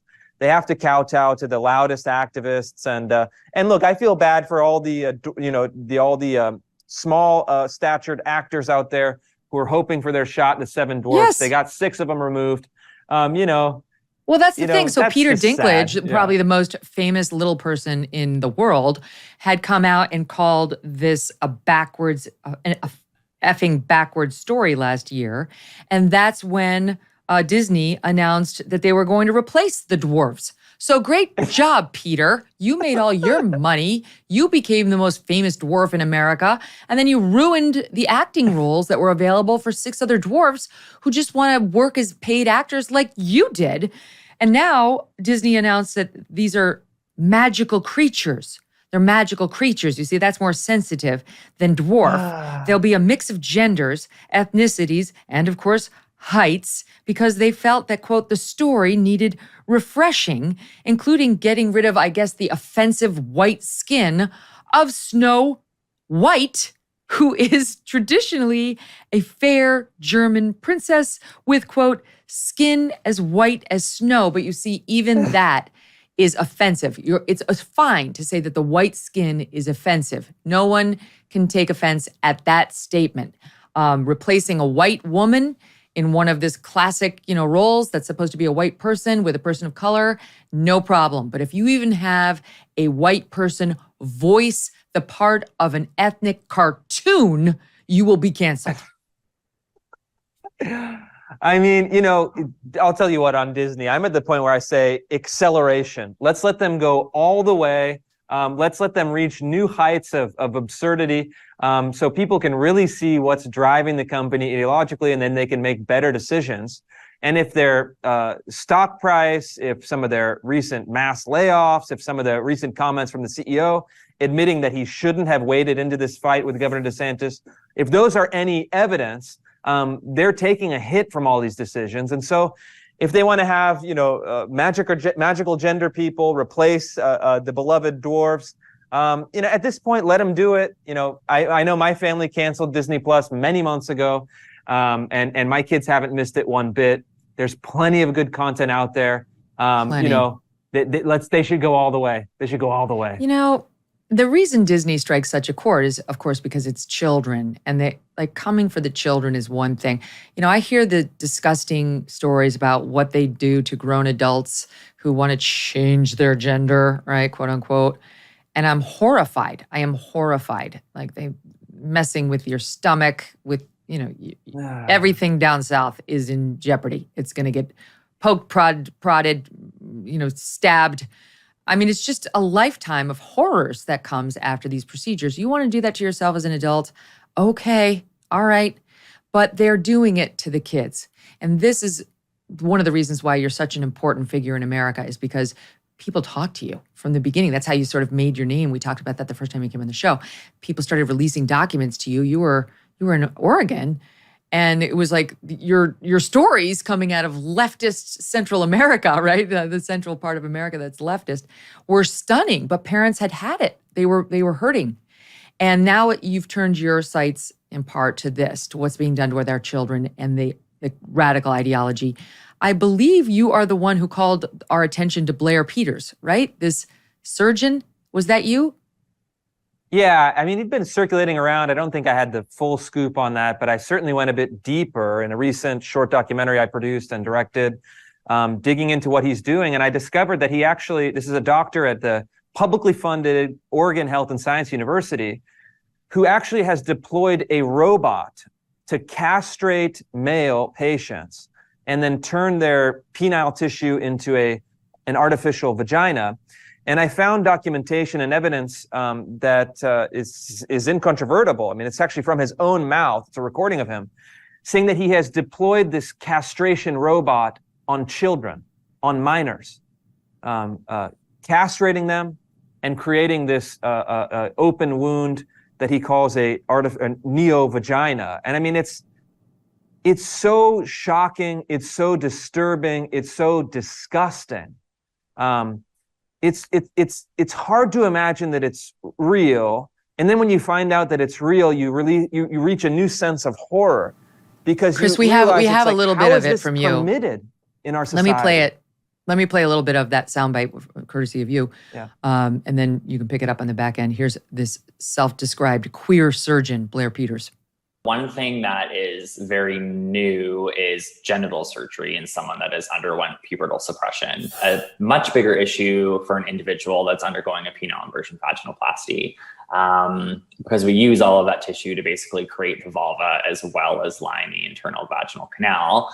And as a specialty, those of us that do a fairly high volume of genital gender affirming surgery, we've maybe done a handful of pubertally suppressed adolescents as a field, and no one's published on it yet. You don't have enough tissue to line the vaginal canal, so you either have to take a skin graft or take skin from elsewhere or use some artificial product. The way that we're dealing with it is by using a robot, and we're basically performing intra-abdominal components of the surgery. So we're using peritoneum, which is the inner lining of the abdomen, to line most of the vaginal canal. This is so sad. I mean, it's horrifying. He admits right there that he's done it to adolescents. And I'm going to give a trigger warning for the first time ever. I don't believe in trigger warnings, but this is so graphic. I'm about to say something very graphic about the procedure. They cut off the head of the boy's penis, and they splice the penis right down the middle to try to create a vagina. You want to do that to yourself as a grown man? God help you. I mean, I will pray for you. You do that to a minor, it should be a crime. It should be a crime. And honestly, Chris, this is why I look at DeSantis and what you're doing down there and I say, okay, so he's losing some of these battles in court. He's fighting. He's trying. Yeah. Then you got people like Asa Hutchinson who are sitting back saying, well, I didn't sign that bill because, not everybody, I just thought some of the stuff was well, no. Do you understand what's happening? They're using robots to cut the penises off of healthy children. I mean, I don't know how else to say it. That is what's happening. And if you're a conservative politician and you can't draw a line there, how can we trust you on anything? It's such a moral abomination. I mean, and a surgeon like Blair Peters, you can just see him. He takes a great pleasure in doing this. I mean, it's extremely disturbing. It should be totally illegal. And I would actually step up the ante even more. There's no medical necessity or reason to be doing this on a child or an adult. I think that the first duty of doctors, and I've interviewed a lot of doctors that are starting to dissent from these kind of procedures, is to do no harm and to assess a patient's mental, psychological, even spiritual well-being.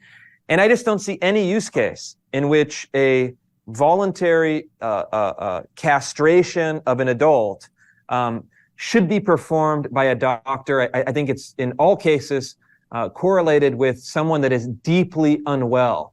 And you see that in the research, you see that in the medical literature, you see that in the notes, you see that when you talk to surgeons whose colleagues are starting to do these procedures. Doctors as a class, as a profession, they've been intimidated from speaking out, but that's starting to change. And I think when that changes, you're going to start to see some of the lawsuits and the legal challenges to these bills go a different way. But we really need them to stand up. So if you're a doctor, if you have knowledge of this stuff, if you have a medical opinion about these types of procedures, you have to start speaking out now, because they're not just doing it to 50-year-old adult male perverts that take a pleasure in castration, self-castration.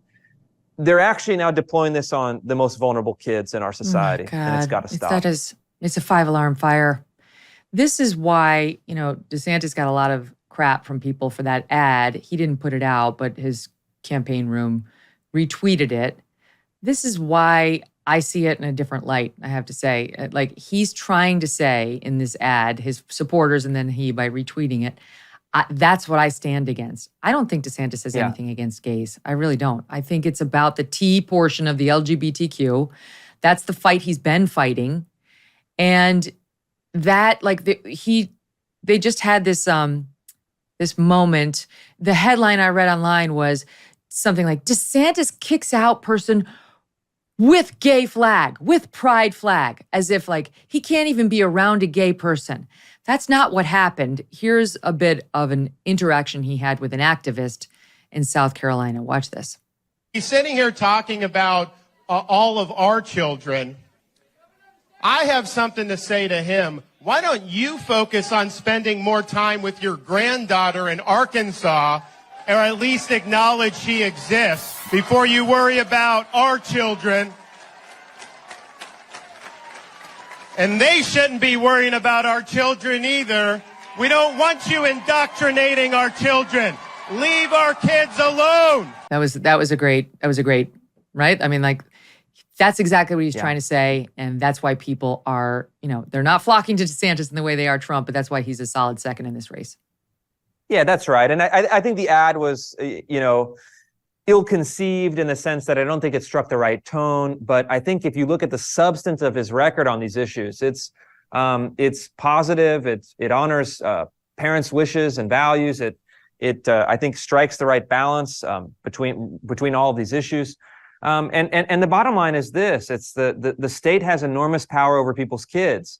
And if we're not shaping the curriculum, if we're not shaping the classroom experience, if we're not shaping the bureaucracies, some people with bad intentions can get in and really do some damage to these kids, leading, of course, to the ultimate consequence, like these gruesome procedures that we just highlighted in Oregon. And so I love what the governor's doing. I support him 100%. I hope he gets the message out there and can connect with voters, because what he's done in Florida is truly remarkable. I'm honored to have been a part of it. And, what I try to do with the book is really to tell the story of how we got here, explain to people what is happening with the institutions, and then provide a blueprint for recapturing them, reorienting them, and bringing them back to sanity. That's why I think it's resonating at #1 on the charts, and that's why I think people of all political persuasions, left, right, and center, can find something valuable with it. Yes. One thing you can say about Chris Rufo, he does his homework, unlike Charles Barkley. The book is called America's Cultural Revolution. It's available right now. Please support Chris. Go out there and get it. You won't be sorry you did. All the best to you, Chris Rufo. Thanks for coming on. Thank you. Up next, you know how all these politicians get in office and get rich, like Nancy Pelosi? Wait until you hear just how rich she got while she was representing the people. We've got the guy with that story next. Do you ever notice how people get elected to Congress and then, despite their relatively modest salaries, end up getting incredibly rich while in office? They turn into multi-millionaires while humbly serving you, the public. Joining me now is Matt Lewis. He took a hard look at this, and what he found was so shocking, he wrote a whole book about it. He's a senior columnist at the Daily Beast and the author of the brand new book, Filthy Rich Politicians: The Swamp Creatures, Latte Liberals, and Ruling Class Elites Cashing In on America, which is out today. Well, Matt, welcome to the show. This is distressing, but eye-opening, and it is something I confess I've never really looked into. I know they do it and that it's shockingly legal for them to do all these trades with inside information that you or I would be prosecuted for having and acting on, but they can do it somehow. It's how so many of them got rich. But just outline the problem, from the top. Like your chapter 1 talks about the Facebook post you saw that first garnered your interest in this. Yeah, so there was a Facebook post that said, how is it possible that the average member of Congress is a millionaire, but only like 1% of Americans are millionaires? And the truth is they got it a little bit wrong. It is true that more than half of members of Congress are millionaires. It's actually something like 7% of normal Americans are millionaires, but still you can see there's a huge disparity. So the average member of Congress is something like 12 times richer than the average American household. And this is something that is actually, the chasm has widened greatly in recent decades. And one of the things I started looking into is, does this matter? And I started finding things like a Pew Research Center survey from 2015 that showed that 3/4 of Americans felt like our members of Congress, our elected officials, are more interested in their own well-being than in we the people. And in fact, 72% describe members of Congress as quote unquote selfish. So probably no surprise that 1 year later, Donald Trump runs for president and he talks about draining the swamp and he talks about, the game being rigged. And even though he's a billionaire, I think that message really resonated, because I actually think that this sense that not only are our politicians richer than everybody else, but that the game is rigged, that they're cashing in on their jobs, I really think it's eroding trust in our public officials and in democracy itself. You write in the book about how this was never the vision for those who represent the public. So talk about how the founders wanted it to be, and then how it was all the way up to, you write in the book, around 1970, 75, it was still, it lasted a long time the way the founders envisioned. It did. I mean, and obviously our founders were very rich elites, many of them. George Washington was an incredibly rich man. The difference is that he also pledged his life and his honor for this country. And if the revolution had failed, he would have probably been hanged as a traitor. And I just don't think that our current elected officials probably have that same loyalty and dedication to the country. So I think that's part of the problem.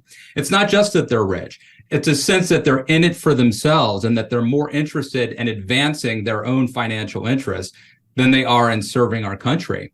But our founders were very worried about this type of problem. They looked to Greece, they looked to Rome, and they realized that when these nations fall apart, these empires collapse, oftentimes it is because elites are cashing in. And so they took corruption very seriously. There's things like the emolument clause, things like that are built in to tamp down on corruption. And, Madison specifically felt like the House of Representatives, the lower chamber, should be very much simpatico with the American people. It should be a house of the people that has sympathy with the American people. I think it's very hard to believe that that's the case when the average member of the House is 12 times richer than the average American household today. Yeah, you're right that it used to be like barbers, pipe fitters, working class people. And now it's not that at all, which explains a lot of the legislation that we see and a lot of the way that they spend their time and a lot of the public messaging that they do. And so the question is, what's happening? Is it both rich people are running for Congress, or that working and middle class people run for Congress, get in, and then get rich while supposedly working for the taxpayers? Yeah. So first, you're right. This has happened in the last 3 or 4 decades. That things have really dramatically changed. In those years, the net worth of a member of Congress has doubled, while for the rest of us, we've basically been either treading water or actually going backwards. I'm talking about in terms of our inflation-adjusted purchasing power. So this is something that is relatively new, but the question is, does it matter? And I think, look, a lot of politicians are obviously rich. Business Insider, and I put this in the back of my book, Filthy Rich Politicians, right in the back, there's an appendix where they rank the richest 25 members of Congress. More than half, I went through and did a diagnosis of each one. More than half of them, 13 out of 25, got their money either through inheritance or through marriage. So yes, rich people are more likely not just to run, much more likely to run and more likely to win than the rest of us. And I think that is somewhat troubling, but much more troubling is the sense that once people get elected, they always get richer. That, I think, is much, much more corrosive to trust in the process. So how are they doing it? I mean, is it what I said, that they can make what would be an illegal trade for you or for me, but they, because of their rules for themselves, don't have to worry about that kind of insider trade? Like, how are they getting rich? Yeah, well, let me just give you a couple examples here. One example is Nancy Pelosi. Nancy Pelosi, she makes something like less than $200,000 a year as a salary. She would have to work 500 years based on her salary to get her current net worth, which is over $100 million. Where does it come from? Well, it turns out her husband, Paul, is incredibly gifted when it comes to things like stock trading. And let me just give you one example. So in 2021, Paul Pelosi exercised call options for $10 million on Microsoft stock. Within 2 weeks, the U.S. Army announced that they had a deal with Microsoft to produce these augmented reality headsets. This deal could be worth tens of billions of dollars over the next decade or so. And that's just one of many examples. Disgusting. Yes. It's just disgusting. How are they able to do that? Because all the people who worked at Microsoft who knew that was going to happen, if they went home and told their spouses and then they bought stock, they'd get arrested. Well, it is up until 2012, it wasn't even illegal. It's only been illegal for members of Congress to engage in insider trading since 2012 when they passed the Stock Act.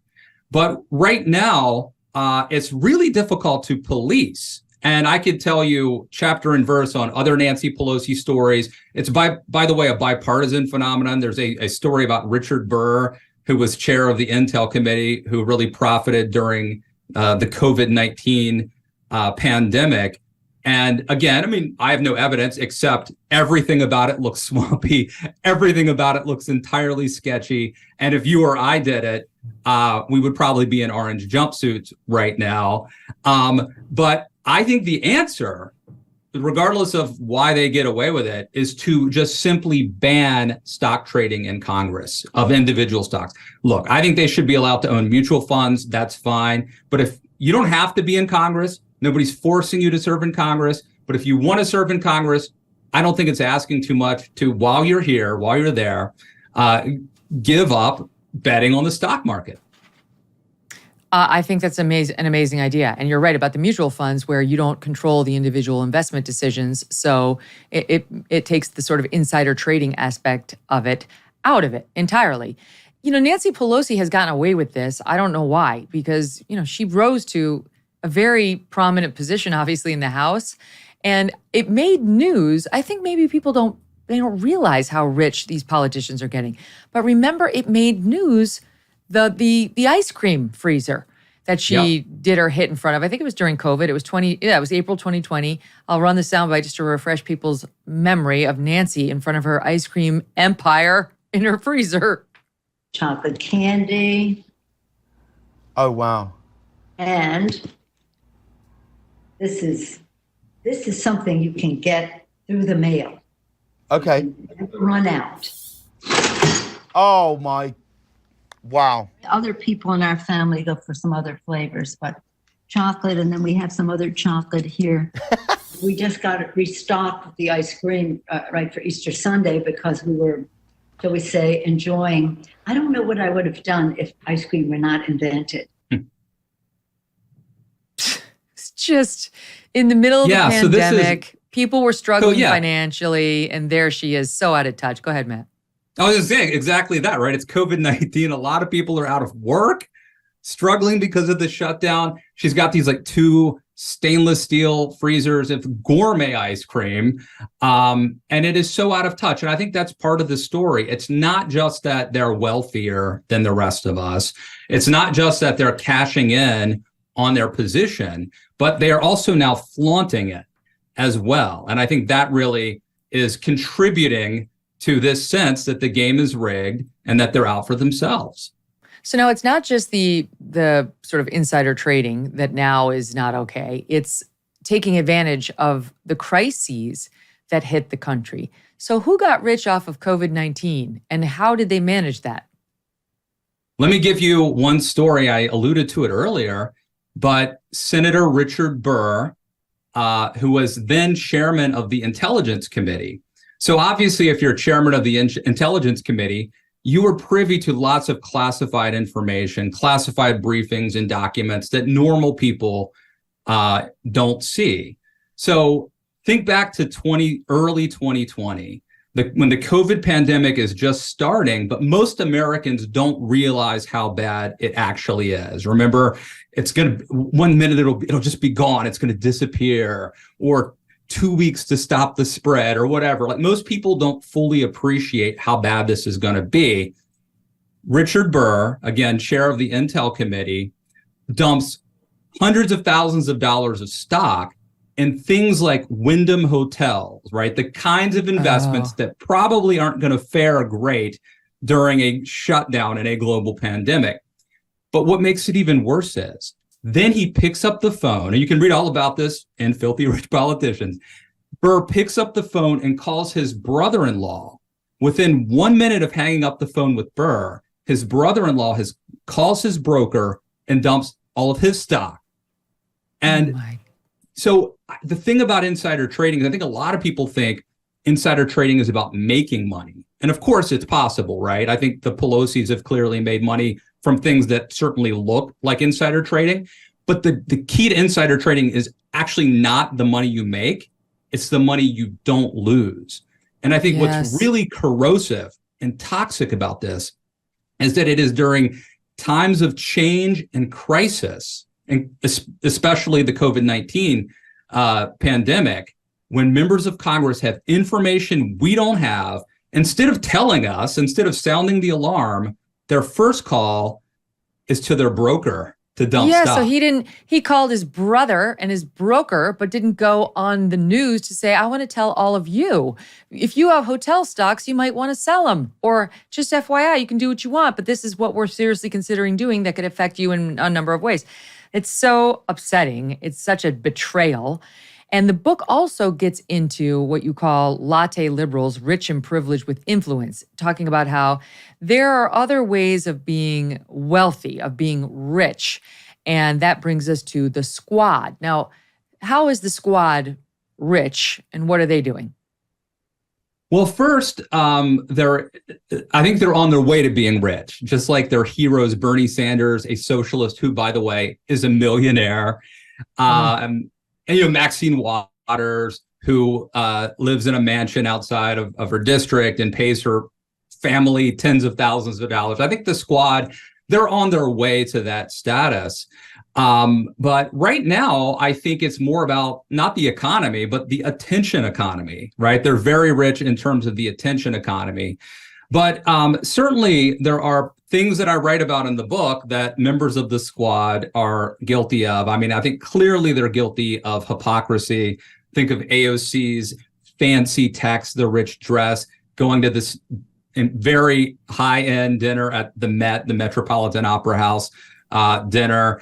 And then there's the spreading the wealth around to their family, right? That's one of the things I talk about in Filthy Rich Politicians. It's not just that the politicians are getting rich, it's that they're spreading it to their friends and family. Ilhan Omar, for example, directed millions of dollars of her campaign dollars to her husband's consulting firm, which obviously is very questionable. Yeah. So I think that keep your eyes on them. They're not at the Nancy Pelosi level of wealth yet, but I think they're punching above their weight. Well, you talked about housing hypocrisy, right? Some of these Squad members who are talking about how we need more housing construction and we need more, a relief on rent and so on. They're actually acting as landlords. They're reaping tons of income from rental properties, not really part of their stump speech, Matt. Yes, it is interesting, right? And there were things that they've done. For example, back during the COVID-19 lockdown time era, which, it was so tragic and horrific. A lot of us have tried to block it out. But during that time, you may recall, there was a call to quote unquote cancel rent. They wanted a moratorium on evictions. And so people on the left, like the Squad, wanted to cancel rent. But what's interesting about it, and I think a little bit out of character, was that they also wanted to reimburse landlords for the money that they were going to lose by virtue of this left-wing policy. Now, I actually think if you're not going to let landlords evict people, it's a good idea to reimburse them. But that seems a little out of character for the Squad. And then, as you noted, Megyn, I think it may have something to do with the fact that 2 of the 4 Squad members are landlords and earn quite a bit of money by renting out property. Oh, it's such a good book. I think the last poll I looked at was like congressional approval ratings are lower than that of a cockroach. People would rather I think be with a colonoscopies are more cockroach. popular than members of Congress nowadays. So, So, I mean, this is part of the reason why. Is there any getting back to the citizen, representative, to the farmer, to the, just the regular Joe who goes and serves for one term and then goes home and doesn't get rich off of us? was I right in the book, when you look at the age of members of Congress these days and our politicians, they'd rather, buy the farm than go back to the farm. So I don't know that the founder's vision of people going back to the farm is going to happen, but I do think some of the reforms that I call for in Filthy Rich Politicians, banning stock trading, a moratorium on lobbying, where you can't just walk out of Congress and become a lobbyist the next day. You have to wait like 10 years. Term limits, book deals, curbing the ability to get rich on book deals the way Bernie Sanders actually became a millionaire. They've got a whole bunch of these ideas in the book. I don't think we're going to solve this problem overnight. We didn't get into this mess overnight. But I think we can begin to reform the system and certainly mitigate some of the real bad problems. Such a great offering. We needed this book. Matt Lewis, thank you. The book, again, is Filthy Rich Politicians. Filthy Rich Politicians. It's a great name and it's easy to remember. And it's out today if you want to educate yourself. Thank you. See you soon. Want to tell you that tomorrow we have Helen Joyce on the show for the first time. She's such an important voice in our culture on the gender issue. I mean, she is like the godmother. If you haven't read her book, Trans, or listened to Helen Joyce, you need to tomorrow. And if you have listened or read Helen Joyce, then this is still a gift to you. She is always worth spending time with. I absolutely love what she says. She's really insightful. So don't miss tomorrow. We'll talk to you then.